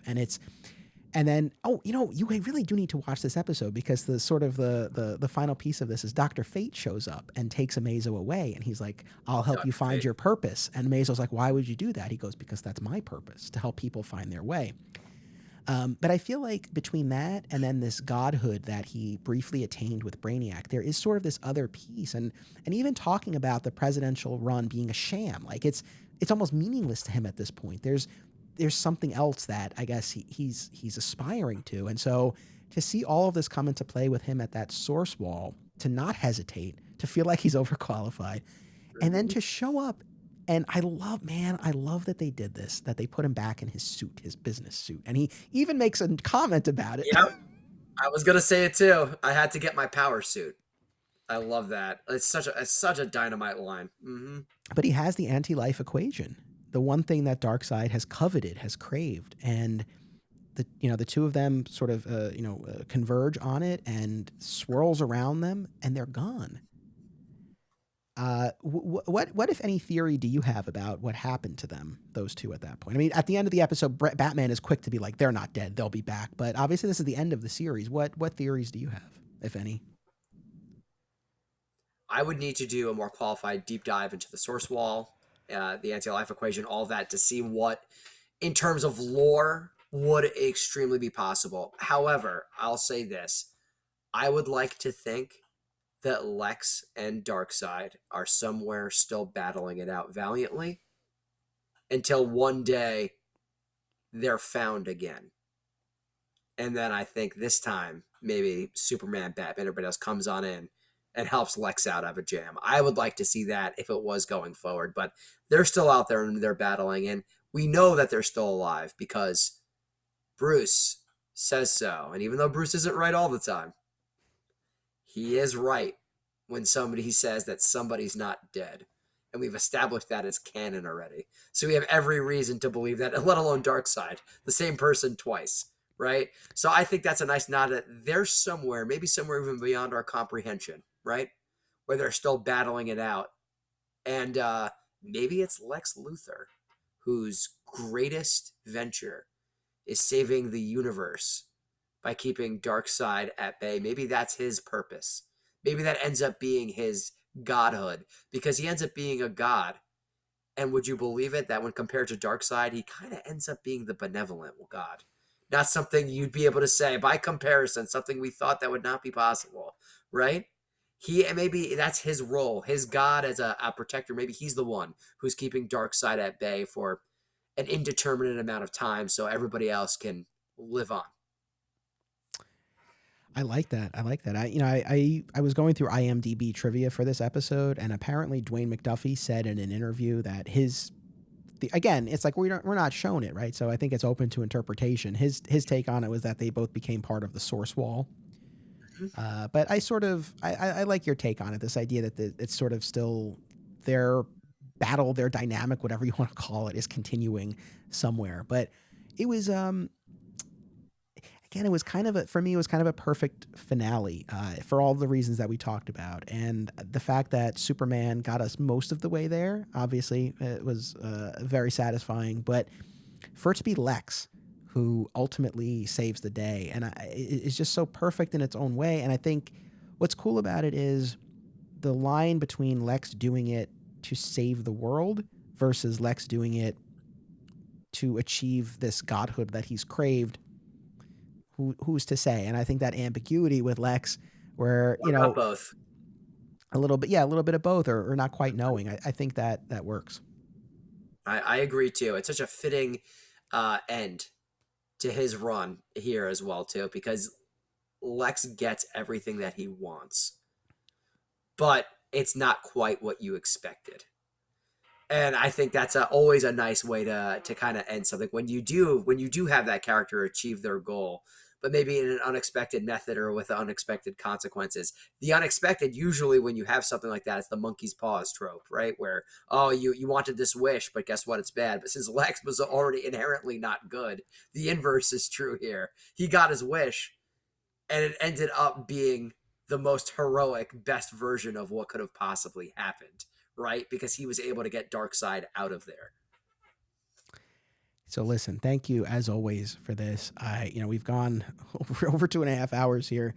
I thank you, audience, for sticking with us. However many sessions it took you to listen or watch, I hope you enjoyed. And I know there's so much more about Justice League and Unlimited that we didn't talk about, but I think really in terms of the Superman of it all and the Lex of it all, I think we really hit on a lot. And it was so fun rewatching these episodes. It was so fun talking about it. I mean, I cannot sing the praises of these shows enough. I think that they more than hold up. And not to knock what's come before or since, but I don't think we've seen anything else in the animated space for any of these superhero characters, but especially the DC pantheon at this level. It's just absolutely tremendous. And I have some ideas for down the line, and this won't be the last time that we'll be talking about the DC animated universe, because it's such a rich world that they created. This was fantastic. I mean, I could not have more fun. Clearly, you and I could sit here and wax poetic, I think, as long as maybe Lex and Darkseid are definitely going at it. That's you and I talking about our love and appreciation and analysis for the wonderful universe and world. I'll send us home, too, on this big note that I've been percolating in my brain. As we look forward to the live action DC and all of the mush ado about James Gunn taking over, and whether you're interested or you're not, or depending, I think all viewpoints are accurate. Who knows what's going to happen? It definitely was a huge surprise and shock. If they're looking for success in cohesive movie thematic tie-ins, well before on the other side and the other kind of camp, right? Well before the MCU existed, they have it already, and it's this. This is how you do your long-term storytelling over multiple franchises, properties, episodes, characters, combining them, earning that right. They have the playbook. It's Justice League Unlimited, all the way back to Batman, the animated series, and Superman, the animated series. It's that. They have the playbook. Use that playbook again. I would love to see that playbook be adapted and be utilized here in a live action format. Watching this, people are always like, oh, well, the MCU's been, just so revolutionary and on that scale. And it has, and it's been wonderful. Don't get me wrong. But they had it first already, didn't they? In this animated scale. DC really did have it, and they have the answer already. So I just hope that whatever comes next, we don't forget about the wonderful victory and beautiful storytelling we have, and we hope that it can be done again. My thanks to Jeremy for joining me for another one of these mixtape episodes. We still have 3 more installments of our Electric Til 1 Million event to go. Next week, we're talking Superman Red, Superman Blue. The week after that, we're delving into the DC 1 Million crossover event. And then, for our big finale, we'll be discussing the King of the World storyline, the final major event of the Dan Jurgens-led creative teams. So there's still a lot of great material to come. Thank you so much for tuning in to this and any episode. I really do appreciate it. Make sure you come back for the remaining chapters of this event. And as always, it's about what you do. It's about action. This show is part of the Flat Squirrel Podcast Network, home to Digging for Kryptonite, another exciting episode in the adventures of Superman, Summoning the Zords, and My Comic Shop History, available wherever you get your podcasts. Be sure to subscribe and leave a review today. Sign up at patreon.com/Anthony Desiato for additional content. Thank you all.